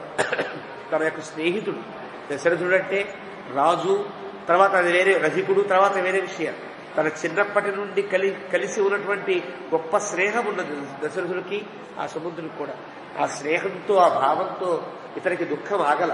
ఒకసారి ఏడుపు వచ్చి జగామ మూర్ఛ, తను కూడా మూర్ఛపోయినంత పనిచేసి హాహాకృతం తత్ర బభూవ సర్వం, అంతా కూడా అన్ని చోట్ల పెద్ద ఆహాకృతమే ఏర్పడింది. ఒక్కసారి గగ్గోలు పెట్టేశాడు. దశరథుడు ఉన్నాడో లేదో తెలియదు, కౌగిలించుకున్నవాడు కౌగిలించుకున్నట్టుగా ఆగిపోయాడు, చేస్తలేదు. అలా ఆగిపోతే అంటూ 34వ సర్గని వాల్మీకి ముగించారు. ఇక్కడ దాకా మనం ఆపుదాం. రేపటి రోజు కొంచెం శరీరం అనుకూలిస్తే కొంచెం ఎక్కువసేపు చెప్పుకునే ప్రయత్నం చేద్దాం. ఏవమే తత్పురావృత్తం ఆఖ్యానం భద్రమస్తు ప్రవ్యాహరత విశ్రద్ధం బలం విష్ణో ప్రవర్ధతాం లాభస్తేషాం జయస్తేషాం కుతస్తేషాం పరాభవః తేషామిందీవరస్యామో హృదయస్థో జనార్దనః కాలే వర్షతు పర్జన్యః పృథివీ సస్యశాలినీ దేశోయం క్షోభరహితః బ్రాహ్మణాः సంతు నిర్భయాः కావేరీ వర్ధతాం కాలే కాలే వర్షతు వాసవః శ్రీరంగనాథో జయతు శ్రీరంగశ్రీశ్చ వర్ధతాం స్వస్తి ప్రజాభ్యః పరిపాలయంతాం న్యాయ్యేన మార్గేణ మహీం మహీషాः గోబ్రాహ్మణేభ్యः శుభమస్తు నిత్యం లోకాः సమస్తాः సుఖినో భవంతు.